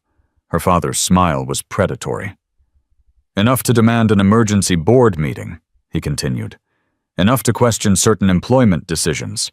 Enough to make life very difficult for anyone who stands between me and my daughter." "I'm not your property," Nina said, finding her voice. "You're my responsibility, and I'm not letting you throw your life away for some delusion of independence." "Delusion!" Professor Yamamoto stepped forward, his elderly frame radiating quiet authority. Your daughter just facilitated a deal that will bring thousands of jobs to America. What delusion do you see in that? William's eyes narrowed. You're the one who filled her head with this nonsense. I taught her to think. Apparently that threatens you. What threatens me is watching my daughter destroy her future. The only thing being destroyed here is your ego, Takahashi interjected. Your daughter succeeded without your money, your name, your connections. That terrifies you, doesn't it? William's face flushed. You don't know anything about. I know enough. Takahashi pulled out his phone, showing the screen to the room. I know about the building in Chinatown, where you've been cited for 12 safety violations. I know about the family you evicted last Christmas Eve because they complained about mold. I know about the construction company you bankrupted because they refused to use substandard materials. How did you? The same way I know you're about to lose that 12% ownership. Takahashi smiled coldly. You see, while you were rushing to buy those shares, my team was investigating who was selling. Turns out the seller has some interesting tax issues. The sale might not be entirely legal. One of William's lawyers frantically checked his phone, his face going pale. Mr. Vaugh, we need to review. Shut up. William's composure cracked. Nina, you're coming with me. Now. No. That wasn't a request. Neither was my answer. William stepped toward his daughter, but suddenly Miguel and Rita were there flanking Nina. Then more service staff appeared. Housekeepers, servers, maintenance workers, even kitchen staff still in their whites. They formed a protective semicircle around Nina. You'll have to go through all of us, Rita said quietly. This is kidnapping. One lawyer started. This is family, Miguel corrected. Something you wouldn't understand. William looked at the wall of workers' people he'd never noticed, never acknowledged, certainly never respected standing between him and his daughter. His hands clenched into fists. You're choosing them over your own blood. I'm choosing people who see me, Nina replied. Not what they wanted me to be, not what they expected me to become, but who I actually am. You're nothing without the Vaugh name, then I'll be nothing. Nina pulled something from her pocket, her driver's license. With deliberate movements, she tore it in half. I'll legally change my name tomorrow. Nina Martinez, maybe after Rita. Or Nina Yamamoto, after the professor who taught me to think. Or just Nina. Just myself. The room held its breath. William's face cycled through emotions, rage, disbelief, and something that might have been grief. Your mother will never forgive you. She already has, Nina said softly. She just can't admit it yet. Before William could respond, his phone rang. He answered it, his face growing paler with each word he heard. What do you mean, frozen? He was nearly shouting. That's impossible. Aiko cleared her throat delicately. Perhaps I should mention that Takahashi Industries has significant influence with several international banks. When we informed them of potential legal issues with your recent transactions, you can't do this. We can, Takahashi said simply. We have. Your assets are frozen pending investigation. I believe the term is karma, though you might know it better as consequences. William turned to his lawyers, but they were already backing toward the door, clearly not wanting to be associated with whatever was about to happen to the Vaugh empire. This isn't over, William snarled at Nina. No, she agreed. But we are. And he stormed out his expensive shoes, slipping slightly on the freshly mopped floor, a detail that shouldn't have been satisfying, but was. The moment he was gone, Nina's legs gave out. Miguel caught her before she hit the ground, and suddenly everyone was around her, supporting her, holding her up when she couldn't hold herself. I just disowned my father, she whispered. No, Rita corrected. You just chose your real family. Through the crowd, Nina saw Thomas Hartwell on his phone, his expression grim. He ended the call and approached her. That was building security. There are now approximately 200 reporters in the lobby. The story's gone international BBC NHK Deutsche Welle. Everyone wants to talk to the maid who brought down Wall Street's ego. I need air, Nina said weakly. The roof, Miguel suggested. No one will think to look there. They took the service elevator to the roof access. The rain had stopped, leaving the city washed clean and sparkling. Manhattan spread out below them, a galaxy of lights and possibilities. Nina stood at the railing, breathing in the cool air, trying to process the complete destruction and reconstruction of her life in a single evening. Vosan. Professor Yamamoto joined her at the railing. Are you all right? I don't know what I am anymore, Sensei. You are what you've always been, a bridge. Tonight you simply showed others the bridge was there. I burned every bridge to my old life. Sometimes we must destroy what constrains us to build what sustains us. They stood in silence for a moment. Then Yamamoto pulled out a worn envelope from his jacket. I've been carrying this for 3 years, waiting for the right moment to give it to you. Nina opened it. Inside was a letter in Japanese, handwritten with careful calligraphy. It's a recommendation, Yamamoto explained, for a position I've never told anyone about. My brother runs a foundation in Tokyo. They fund social enterprises, businesses that put workers before profits. They've been looking for someone to head their American expansion. Sensei, you don't have to decide now, but know that you have options beyond what Takahashi offers, beyond what anyone offers. You've proven tonight that you can create your own path. Before Nina could respond, Aiko appeared on the roof, slightly out of breath. We have a situation. Rex Dalton didn't leave. He's in the hotel's data center. What? Why would he? He's trying to access the security footage from tonight. If he gets it, he can edit it. Make it look like you said things you didn't, make it seem like... Nina was already running. They took the stairs faster than waiting for the elevator. The data center was in the basement, a restricted area that required special access that Rex shouldn't have had. They found him hunched over a terminal, a USB drive plugged into the server. On the screen, video files were copying rapidly. Stop right there, Thomas Hartwell commanded. He'd followed them down along with building security. Rex spun around, his face wild. You don't understand. This nobody just cost me everything. My investors are pulling out. My fund is collapsing. Because you revealed who you really are, Nina said quietly. I'm Rex Dalton. I went to Wharton. My father owns... Your father owns a company built on fraud, Takahashi interrupted, entering the room with a folder. We've been investigating all evening. Shall I share what we found? Rex's hand moved toward the server, toward some kind of emergency deletion button, but Miguel was faster. He grabbed Rex's wrist, his dishwasher strengthened grip, unbreakable. I wouldn't, Miguel said mildly. Security moved in, but Rex wasn't finished. He pulled out his phone with his free hand, activating a recording app. Fine. You want to play rough. Nina Vo is an illegal immigrant. She overstayed her visa in Japan. I have the documents. No, Professor Yamamoto said calmly. You have forged documents. We anticipated you might try this. He produced a folder of his own. Ms. Vo's visa status has always been perfectly legal. However, your attempts to forge government documents, that's a federal crime. Rex's phone slipped from his fingers, clattering on the concrete floor. You set me up. You set yourself up, Nina replied. We just made sure there would be evidence.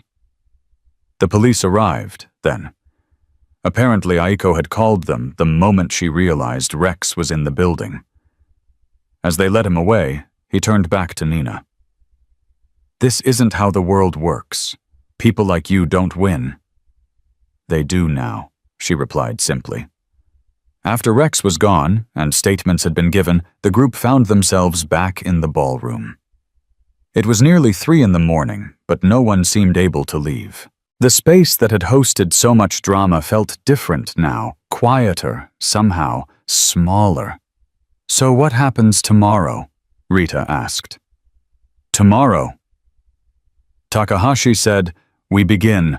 The partnership papers will be signed at 9 a.m. Ms. Va, or whatever name you choose, will officially start her position, and will announce the worker training program." "Where?" Miguel asked. "You'll need facilities teachers." "Here," Thomas Hartwell announced. "The hotel has conference spaces we barely use. We'll convert them to classrooms. It seems appropriate the place where Nina found her voice becomes a place where others can find theirs." "It's going to be chaos," Aiko warned.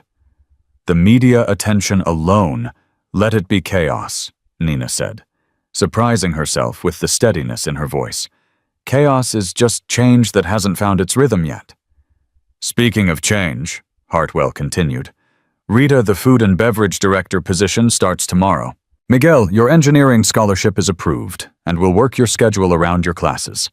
And for any other staff interested, the training program begins enrollment immediately." "What about Cheryl and Gavin?" someone asked. "Cheryl's been arrested," Hartwell said quietly. "Turns out the labor board found more than just wage theft. As for Gavin, he's already fled the state." "Good riddance," Rita muttered. Professor Yamamoto stood slowly, his age showing in the careful movement. "I must leave soon. My flight back to Tokyo is in 6 hours. But Nina, before I go, there's something else." He pulled out his phone, showing a message in Japanese. "It's from your Tokyo classmates. They've been watching the live stream. They want you to know they're proud of you." Nina felt tears spring to her eyes. She'd thought that chapter of her life was closed, but here it was supporting her still. "Tell them," she started, then switched to Japanese.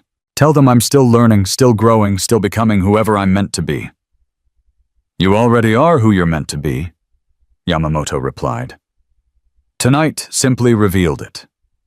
As the professor left, Nina found herself alone with Takahashi for the first time all evening.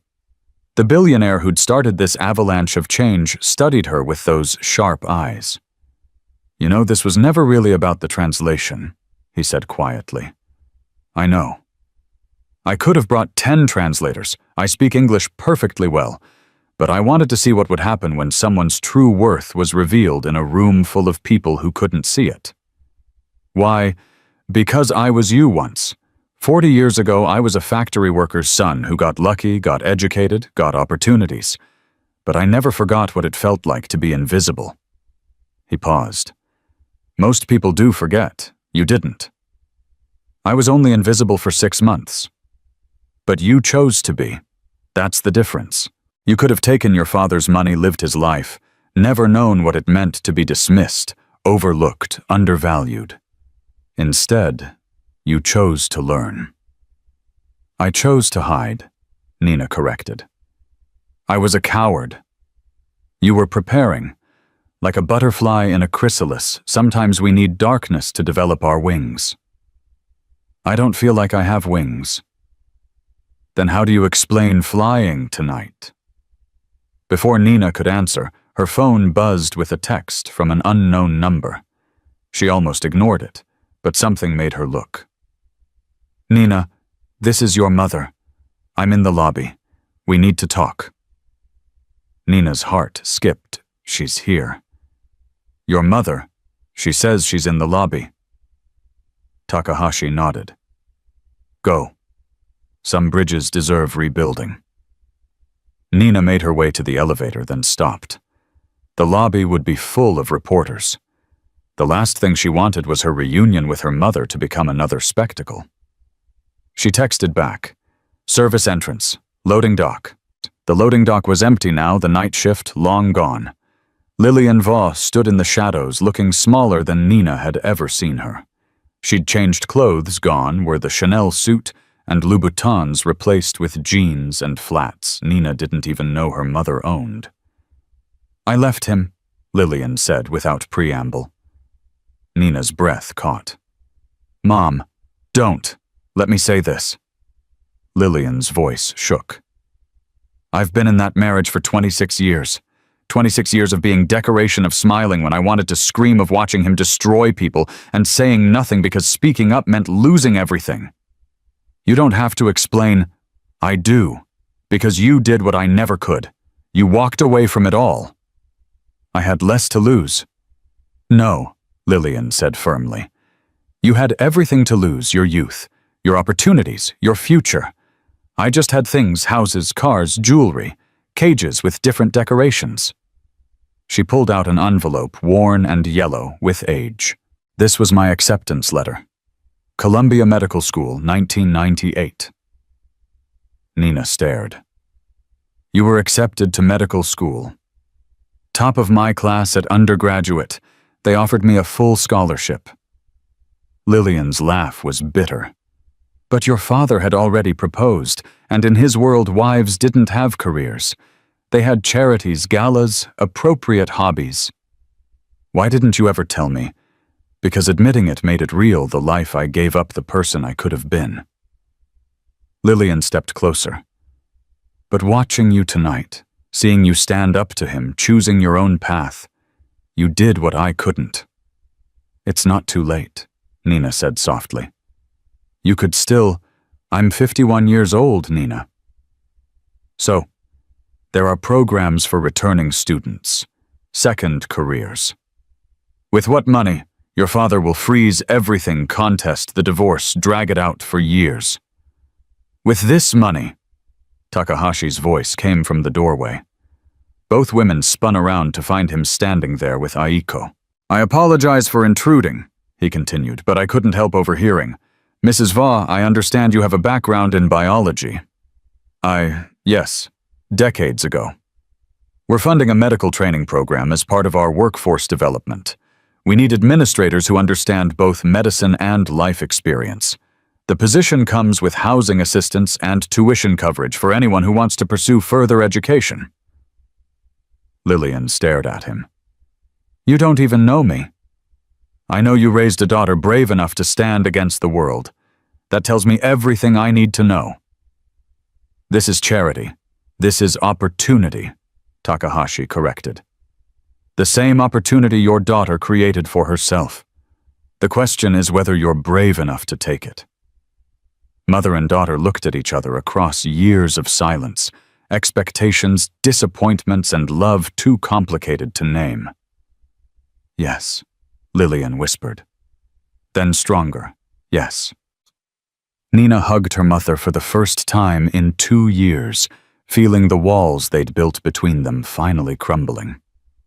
Your father will come after both of us now, Lillian warned. Let him, Nina replied. We have something he never understood, people who see our worth beyond our usefulness to them. Miss Va, Aiko interrupted gently. Both Miss Va's actually. We should go back inside. The media situation is getting complicated. They returned to find the ballroom in controlled chaos. Someone had leaked Rex's arrest, and now financial reporters were mixing with social justice bloggers, tech journalists, and international correspondents. The story had evolved from Maid saves deal to something bigger, a referendum on American corporate culture, on dignity in labor, on the value of human worth beyond monetary measures. Ms. Va. A reporter Nina recognized from CNN pushed forward. Is it true your father is attempting to sue Takahashi Industries for interference? No comment, Nina started to say, but then stopped. She was tired of no comments, of letting others control the narrative. My father can sue whoever he wants, she said clearly.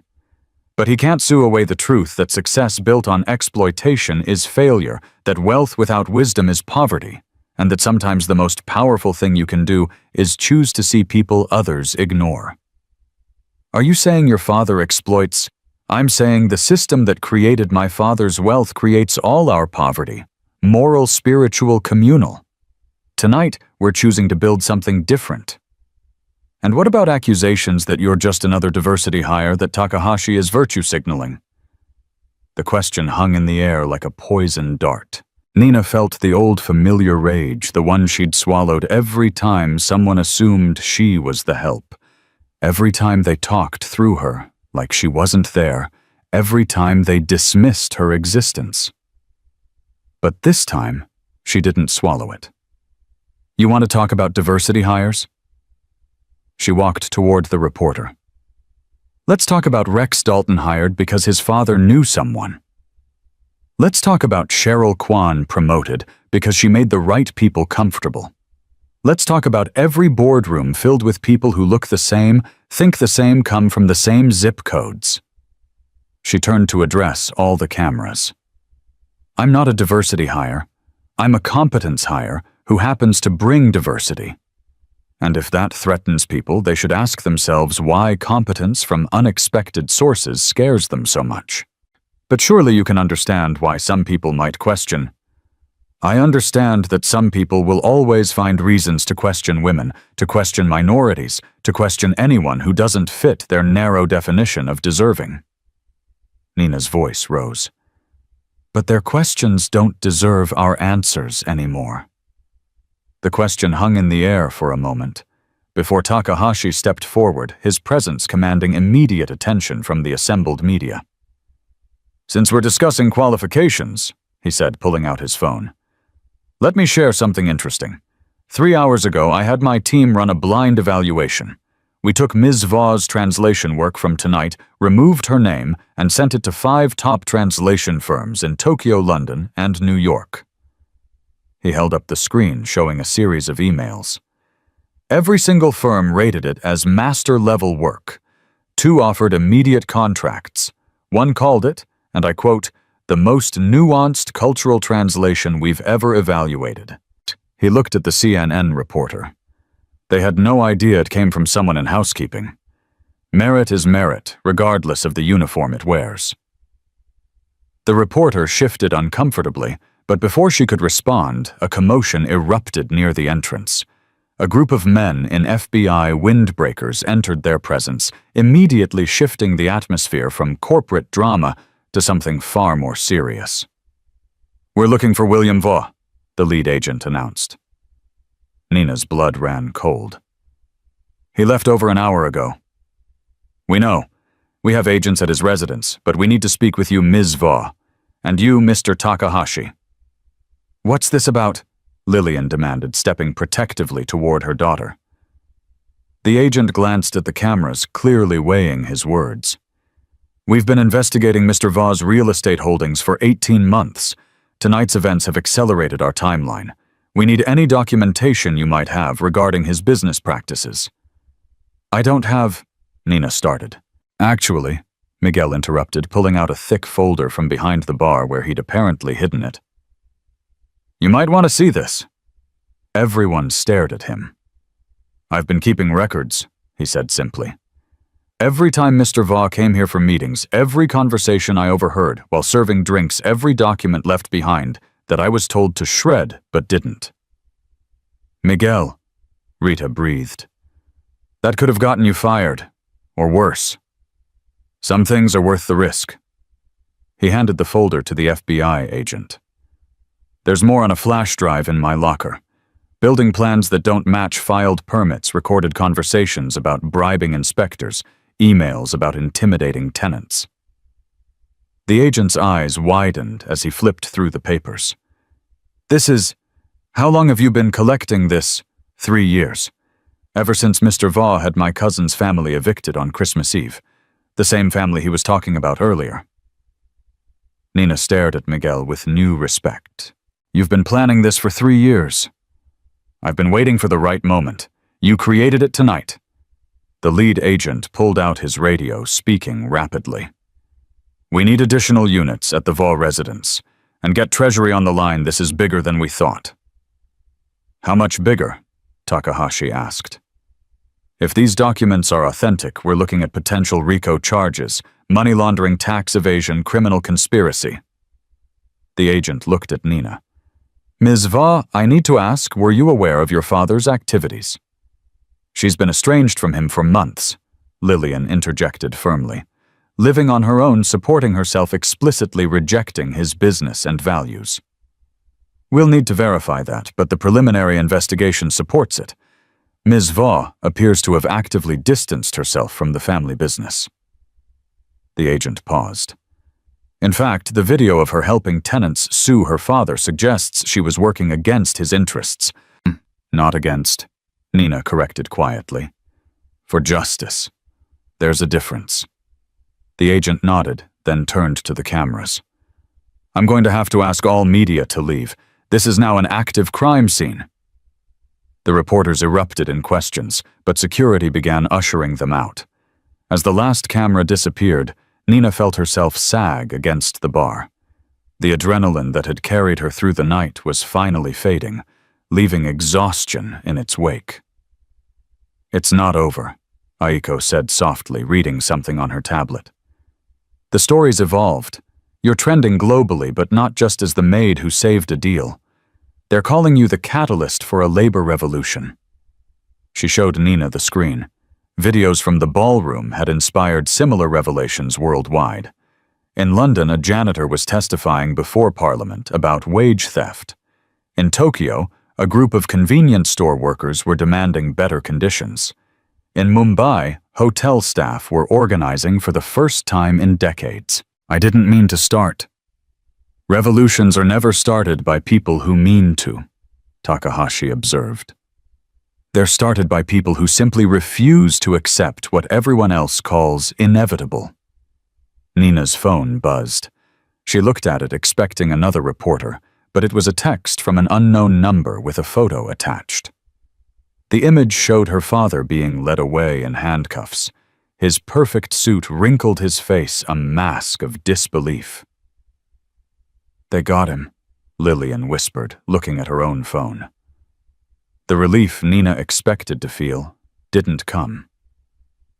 Instead, there was only sadness for the father he could have been, for the family they might have had, for all the wasted years of choosing wealth over worth.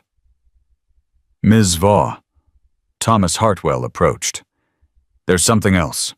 The board just held an emergency vote. Given Cheryl's arrest and the labor violations, they've decided to restructure completely. They want you to head the transition team. What, I don't even work here anymore? You understand both sides, management and labor. You've proven you can bridge those worlds. The position comes with a substantial salary and the authority to implement real change. Nina looked at Takahashi, uncertain. You can do both, he said simply. The Takahashi position is primarily consultative. This would give you practical authority to implement what we're designing. But I don't have experience. You have 6 months of experience seeing everything that's broken, Rita interrupted. That's more qualification than any MBA. Before Nina could respond, another commotion erupted at the entrance. This time it wasn't FBI agents, but a group of hotel workers, housekeepers, maintenance staff, kitchen workers, all still in their uniforms despite the late hour. We heard what happened, one of them said, a woman Nina recognized from the laundry department. Is it true? Are things really going to change? Nina looked at their faces, hopeful, skeptical, tired from years of being overlooked. She thought of all the promises made by management over the years, all the initiatives that had amounted to nothing, all the times they'd been told to wait for change that never came. Yes, she said firmly, but not because of me, because of us. Because we're done waiting for permission to matter. The news is saying you're some kind of hero, another worker said. But you're just Nina. You cleaned rooms next to me for months. That's exactly why things can change, Nina replied. Because I'm just Nina. If I can stand up here, speak truth to power, demand dignity, so can you. So can all of us. But they have money lawyers' connections. And we have something they don't, Miguel interrupted. We have each other, and we have the truth about how this world really runs on our labor, our service, our silence. What happens when we stop being silent? The room fell quiet, everyone considering the implications. Then from the back of the group, someone started clapping. Slowly others joined in until the ballroom thundered with applause. not for Nina alone, but for themselves, for the possibility that their work might finally be valued, their voices might finally be heard. "This is beautiful," Aiko said. "But we have a practical problem. The signing is in 5 hours. Nina hasn't slept, hasn't eaten, and frankly looks like she might collapse at any moment." She was right. Nina could feel exhaustion pulling at her like gravity, making her thoughts fuzzy and her legs unsteady. "There's a suite upstairs," Hartwell offered. "The penthouse. You can rest, shower, prepare for tomorrow." "I can't afford— It's yours, part of your new position. And Ms. Vaugh," he addressed Lillian, "there's a second suite available for you as well, until you find permanent arrangements." "This is too much," Nina protested. "No," Takahashi said firmly. "This is exactly enough. You've been living on minimum wage for 6 months to prove a point. The point is proven. Now accept the resources you need to create change." As they moved toward the elevator, Rita caught Nina's arm. "There's something you should know. Rex Dalton. He wasn't working alone. I heard him on the phone earlier before everything exploded. Someone was feeding him information, someone inside the hotel. Who? I don't know. But be careful. Not everyone wants things to change." The penthouse suite was everything Nina's studio apartment in Queens wasn't: 3 bedrooms, floor-to-ceiling windows, a kitchen larger than her entire previous living space. But what struck her most was the silence. After months of thin walls and street noise, the quiet felt almost oppressive. Lillian stood by the windows looking out at the city lights. "Your father and I had a suite like this once. During our honeymoon, he promised me the world." She laughed bitterly. "He delivered. He just never mentioned the world would be a cage." "Mom, what are you going to do?" "Really do. I don't know. I'm 51, about to be divorced with no work experience except charity galas and looking appropriate at business dinners." "You ran those charities. You managed million-dollar budgets, coordinated international events, negotiated with vendors and donors. That's not real work?" "That's exactly what I thought about housekeeping," Nina interrupted. "Until I learned that every job requires skills, intelligence, dignity. You have abilities, Mom. You just need to reframe them." Lillian turned from the window. "When did you become so wise? Sometime between scrubbing toilets and translating for billionaires." They both laughed, real laughter, free from the performance their family had always required. Nina's phone buzzed. Another unknown number, but this time she recognized the area code, Tokyo. "Moshi, Moshi." The voice that answered made her sink onto the plush sofa. It was Kenji, her study partner from Keio University, the boy who'd asked her to stay in Tokyo to build a life there together. "Nina-chan, I've been watching the news. You're everywhere, NHK Asahi. Even my grandmother knows your name now." "Kenji, I'm flying to New York tonight. I land in 14 hours. "What? Why?" "Because what you did tonight is what I should have done years ago, stood up to my father, chosen my own path. I've been working for his company, dying slowly, in a suit I hate, and watching you tonight. Nina, you showed me it's possible to choose differently." "Kenji, this isn't the right time. There's never a right time for revolution. You taught me that tonight." After he hung up, Nina sat staring at her phone. The past was rushing toward her as fast as the future, and she wasn't sure she was ready for either. "Old boyfriend?" Lillian asked gently. "Old possibility. One I thought I'd closed." "Nothing's ever really closed, Nina. Sometimes we just need distance to see doors we thought were walls." A knock interrupted them. Nina opened the door to find Aiko holding a garment bag and a laptop. "For tomorrow," she said, entering without invitation. "You can't sign a $1 billion deal in a housekeeping uniform." Why not? It's what I was wearing when I earned it. Because symbols matter. You've proven you don't need the costume of power. Now you need to prove you can wear it without letting it wear you. She unzipped the bag, revealing a suit that managed to be both professional and somehow revolutionary. The cut was classic, but the color was the exact shade of blue as the hotel's housekeeping uniforms. It's perfect, Nina breathed. It should be. I had it made months ago. Months ago? But how did you know? I didn't know it would be you specifically. But I knew someone would eventually stand up, speak out, break through. I've had suits made in various sizes waiting for the moment. Aiko smiled. Takahashi thinks he orchestrated tonight, but he only provided the stage. You provided the performance. It wasn't a performance. No, it was better. It was truth. And truth, Ms. Va, is the most dangerous force in the corporate world. Aiko set up the laptop on the dining table. Now we need to prepare for tomorrow. The contracts are more complex than what was discussed tonight. There are provisions, subsections, requirements that could be weaponized if we're not careful. I need sleep. You need preparation. Sleep is optional. Being ready is not. They worked for 3 hours, going through every line of the contract. Nina's eyes burned and her brain felt wrapped in cotton, but she pushed through. This was what her father had never understood. Real work wasn't about talent or connections or luck.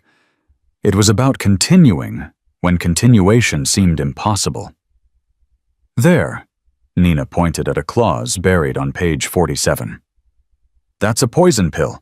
If we don't meet the employment targets within 6 months, they can dissolve the entire partnership and keep the technology. Good catch. We'll need to renegotiate that. No, Nina said slowly, an idea forming. We keep it, but we add a mirror clause. If they don't meet their training commitments, we keep their initial investment and all developed infrastructure. Aiko raised an eyebrow. That's aggressive. It's balanced. Mutual risk, mutual reward. If we're really partners, both sides should have equal skin in the game. You're learning fast. I've been learning for 6 months. Tonight just gave me the chance to show it. By 5 in the morning, they'd been through the entire contract twice. Nina's additions and modifications filled 12 pages of notes. Her head felt like it might explode, but her understanding was crystal clear. You should rest, Aiko finally said. At least for an hour. Nina nodded, but as Aiko left, she found herself unable to sleep. Instead, she stood at the window watching the city wake up. Somewhere out there, Miguel was probably starting his morning shift. Rita was preparing for her first day as food and beverage director. Her father was in federal custody. Her mother was asleep in the next room, free for the first time in decades. And somewhere flying across the Pacific was a piece of her past she'd thought she'd left behind. Her phone rang. The caller ID showed the hotel's front desk. Ms. Va, there's a situation in the lobby. We need you down here immediately.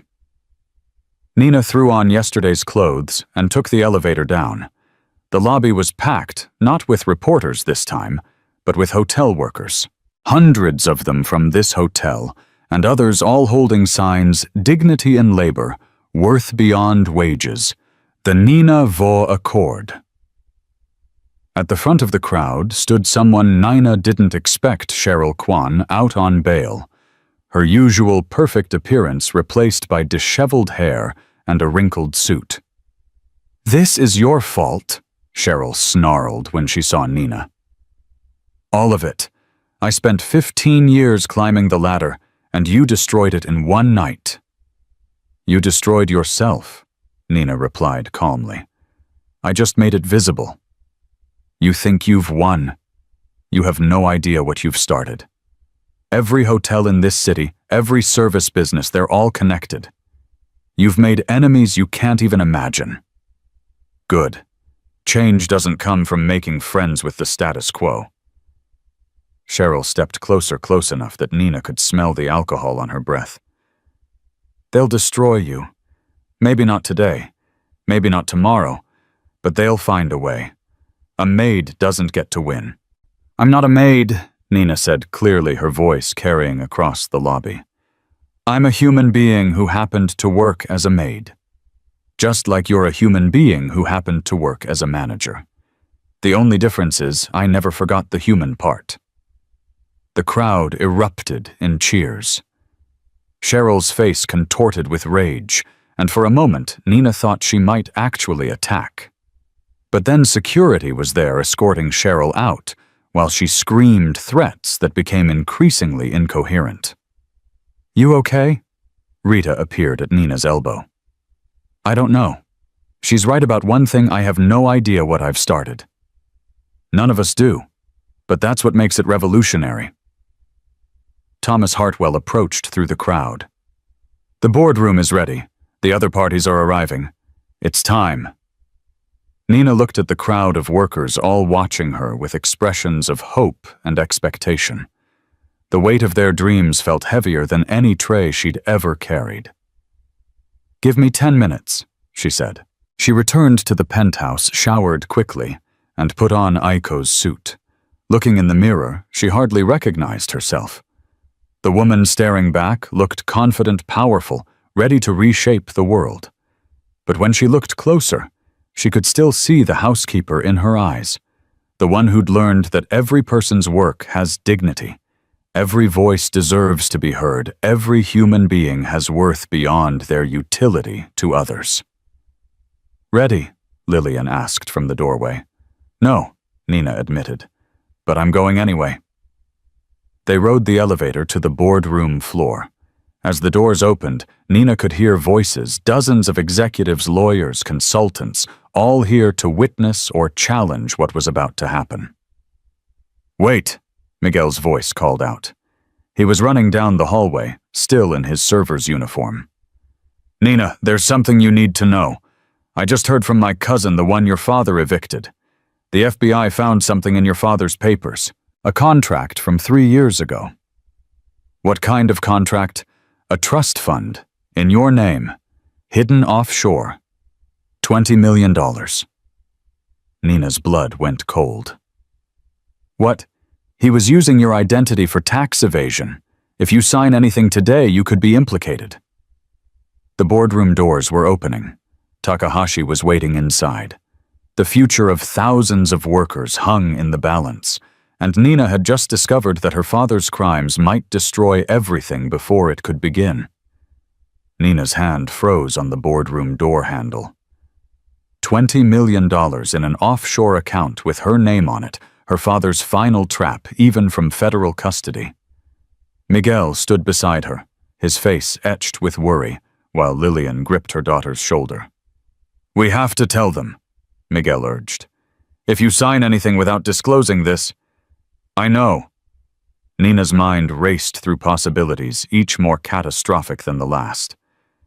But if I tell them now, the deal dies. No one will risk partnering with someone under federal investigation. Through the glass doors, she could see Takahashi checking his watch.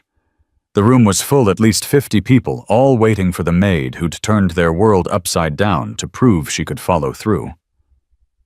There's another option, Aiko said, appearing from the stairwell with her tablet and a phone pressed to her ear. I've been talking to my contact at the FBI.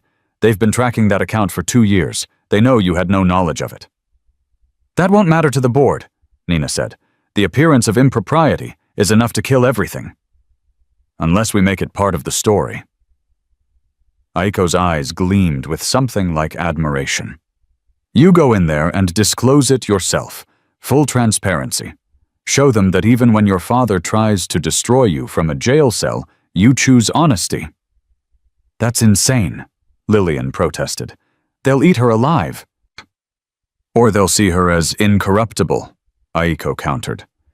Someone who values truth over advantage, even when the advantage is $20 million. Nina looked through the glass again. Rita was in there, having somehow talked her way into the meeting. So were several other hotel workers standing along the walls like witnesses to history. Their presence decided her. "I'm going in." She pushed open the doors, and the room fell silent. Every eye tracked her movement as she walked to the podium they'd set up for the signing. The suit Aiko had given her felt like armor, but Nina knew that what came next would require more than clothing could provide. "Good morning," she began, her voice steady despite the earthquake in her chest. "Before we proceed, there's something I need to disclose." Takahashi's expression didn't change, but she saw his hand tighten slightly on his pen. "5 minutes ago, I learned that my father established an offshore account in my name containing $20 million apparently for tax evasion purposes. I had no knowledge of this account until this moment. The FBI has confirmed my ignorance, but I understand if this revelation changes your willingness to proceed." The room exploded. Lawyers huddled with their clients' phones appeared like weapons, and several board members stood to leave. "This is exactly what we expected," one executive announced. "The apple doesn't fall far from the tree." "Sit down, Morrison," Takahashi said quietly, but his voice carried absolute authority. "Let her finish." Nina pulled out her phone, showing the FBI agent's contact information. "Agent Dawson is standing by to confirm that I'm not under investigation, that I've been cooperating fully, and that the account has already been frozen as part of my father's case." "That's not the point," Morrison insisted. "The optics alone—" "The optics," Nina interrupted, "are that when faced with a choice between $20 million and truth, I chose truth. When faced with staying silent and hoping no one found out, I chose disclosure. If that's not the kind of leadership you want in this partnership, then we shouldn't be partners. You're gambling everything on principle." Another board member asked incredulously. "I'm building everything on principle. The same principle that made me step forward last night when Takahashi-san needed translation. The same principle that made me report wage theft even though it cost me my job. The same principle that says workers deserve dignity, wages deserve to match worth, and lies deserve to be exposed, no matter who tells them." "Pretty words," Morrison sneered, "but $20 million. Is my father's prison not mine?" Nina walked to the whiteboard and wrote the number in large digits. $20 million. That's what my silence would have been worth. But silence is what allowed my father to exploit tenants for decades. Silence is what let Cheryl abuse workers for years. Silence is what keeps millions of service workers invisible and underpaid. She turned back to the room. "I'm done being silent. The question is whether you're ready to hear what noise sounds like." Takahashi stood slowly. "I need 5 minutes with my team."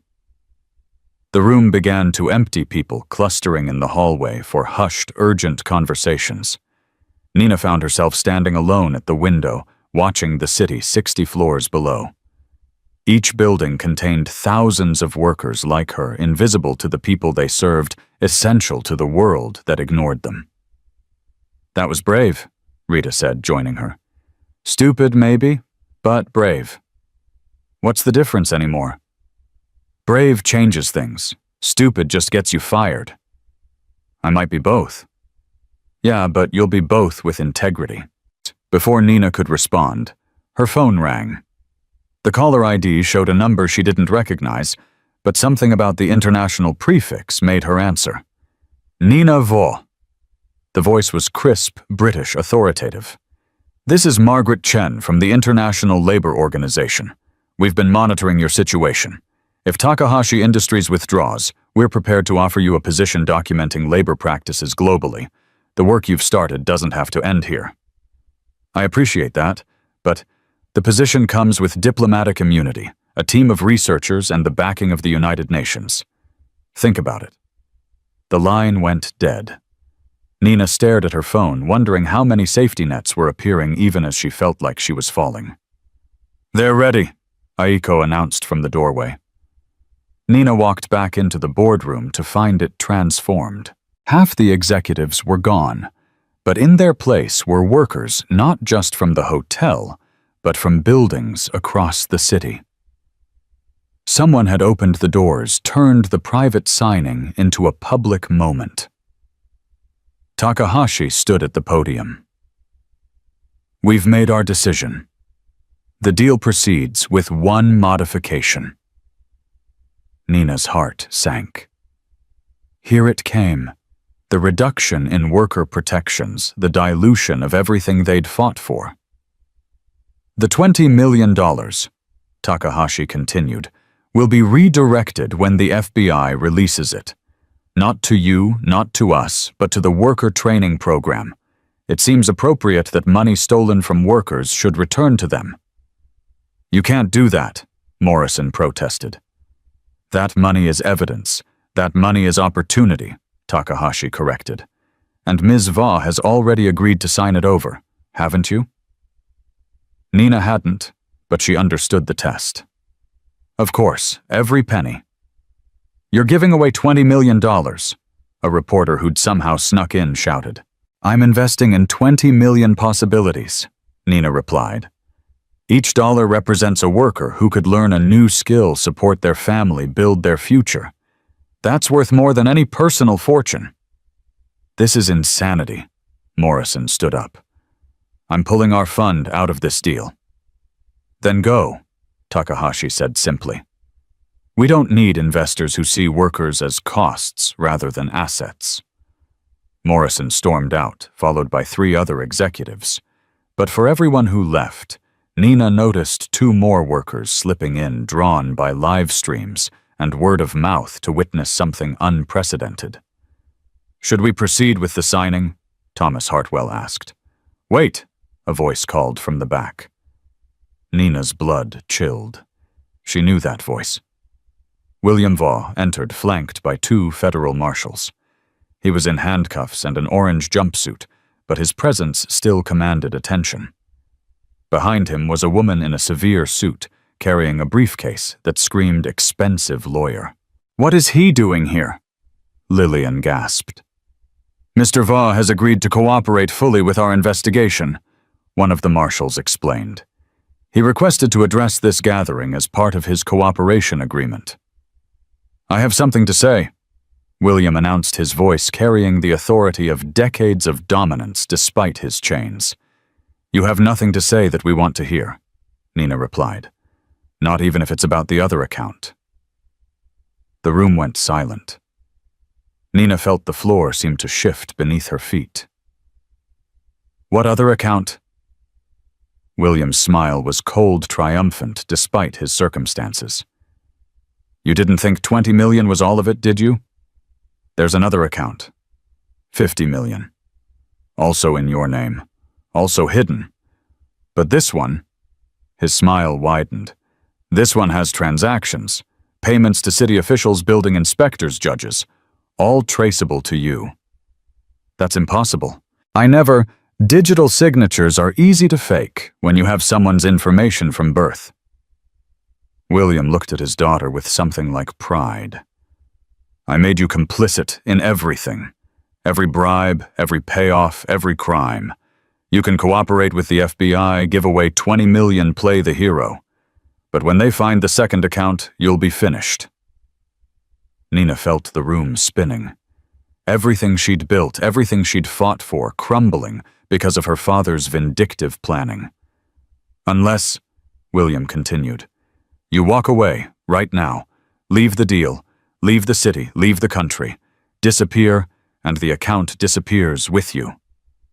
You're trying to blackmail her into exile."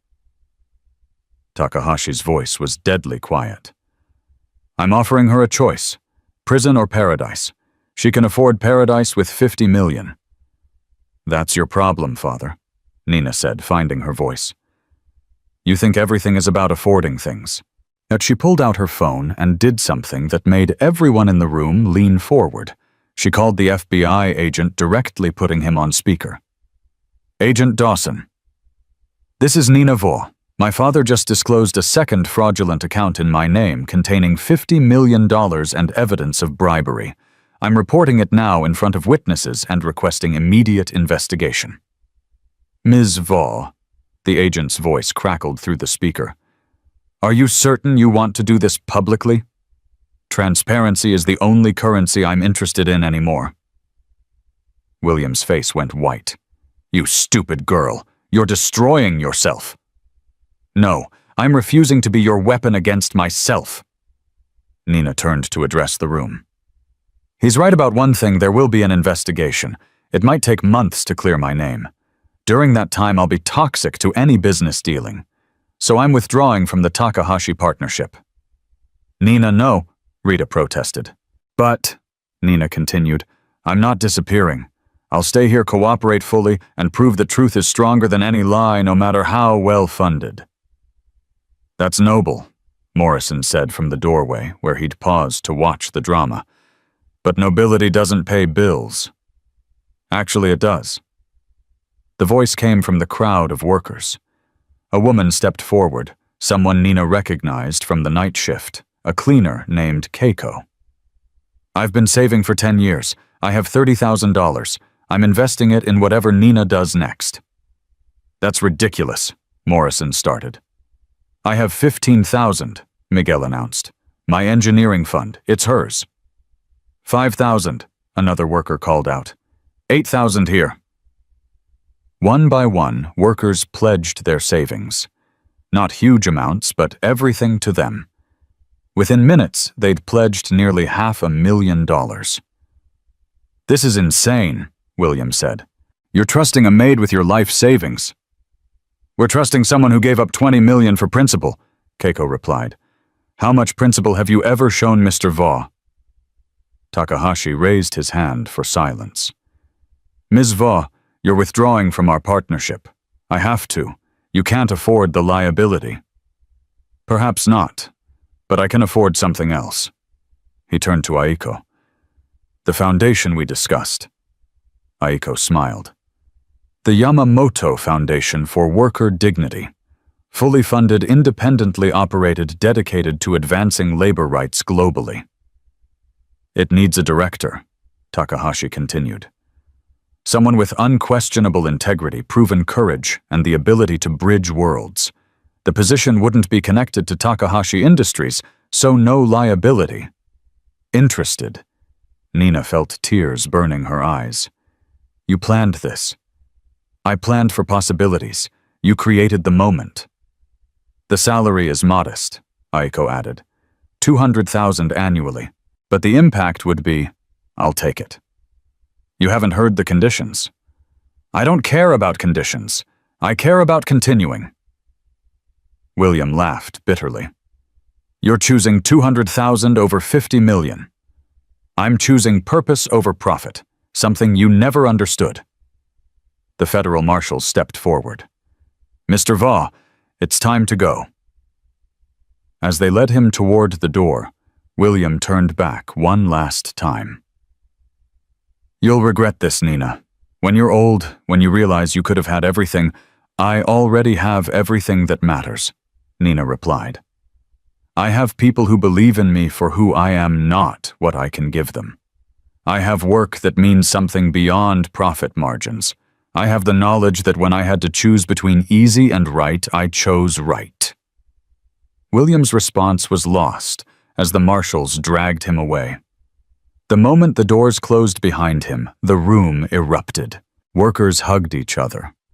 Lawyers scrambled to draft new documents, and reporters who'd been live streaming tried to process what they'd witnessed.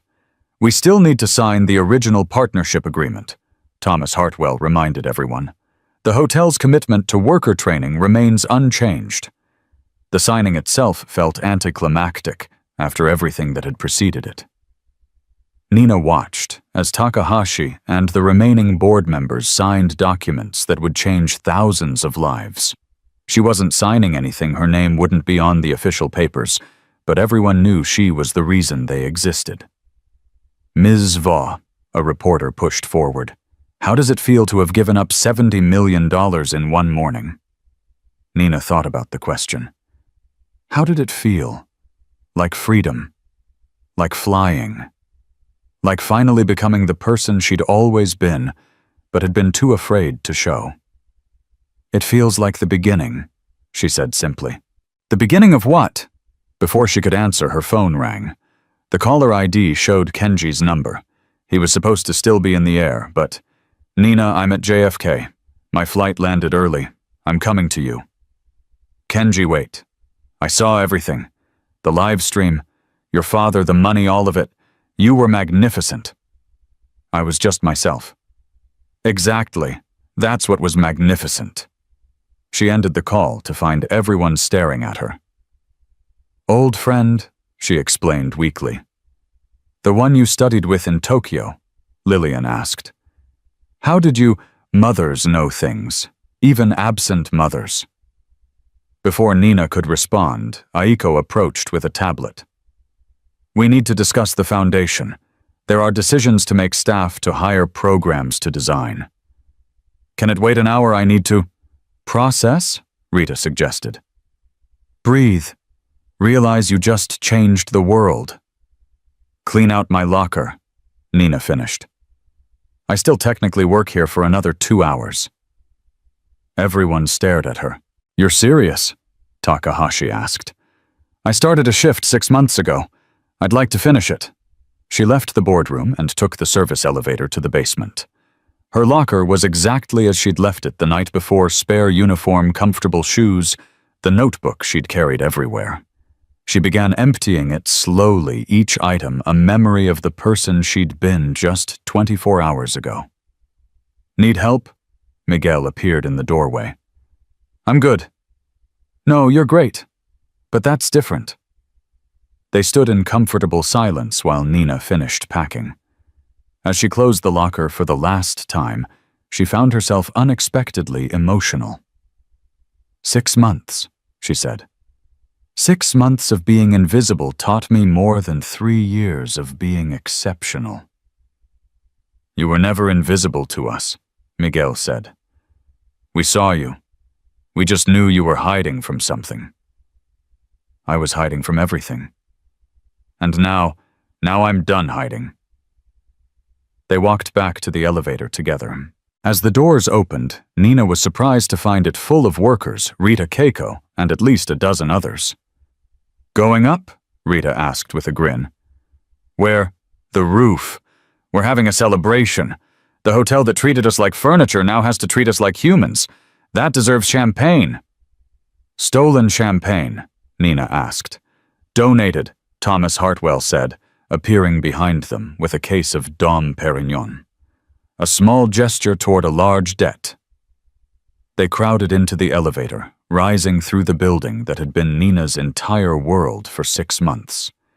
Each floor held memories, confrontations with Cheryl, quiet moments of dignity with Rita, small victories that had prepared her for the large one. The roof was glorious in morning sunlight. Someone had brought speakers, and music drifted across the space. Workers from every department gathered, sharing stories of the night that had changed everything. Speech, someone called out. Nina shook her head. I've talked enough. Then dance, Rita suggested as the music shifted to something with a Latin beat. I don't know how. You didn't know how to change the world either, but you figured it out. Before Nina could protest, she was pulled into the crowd. For the first time in months, maybe years, she let herself just be. Not the perfect daughter, not the invisible maid, not the unlikely hero. Just Nina dancing badly on a roof with people who'd become family when her real family had become strangers.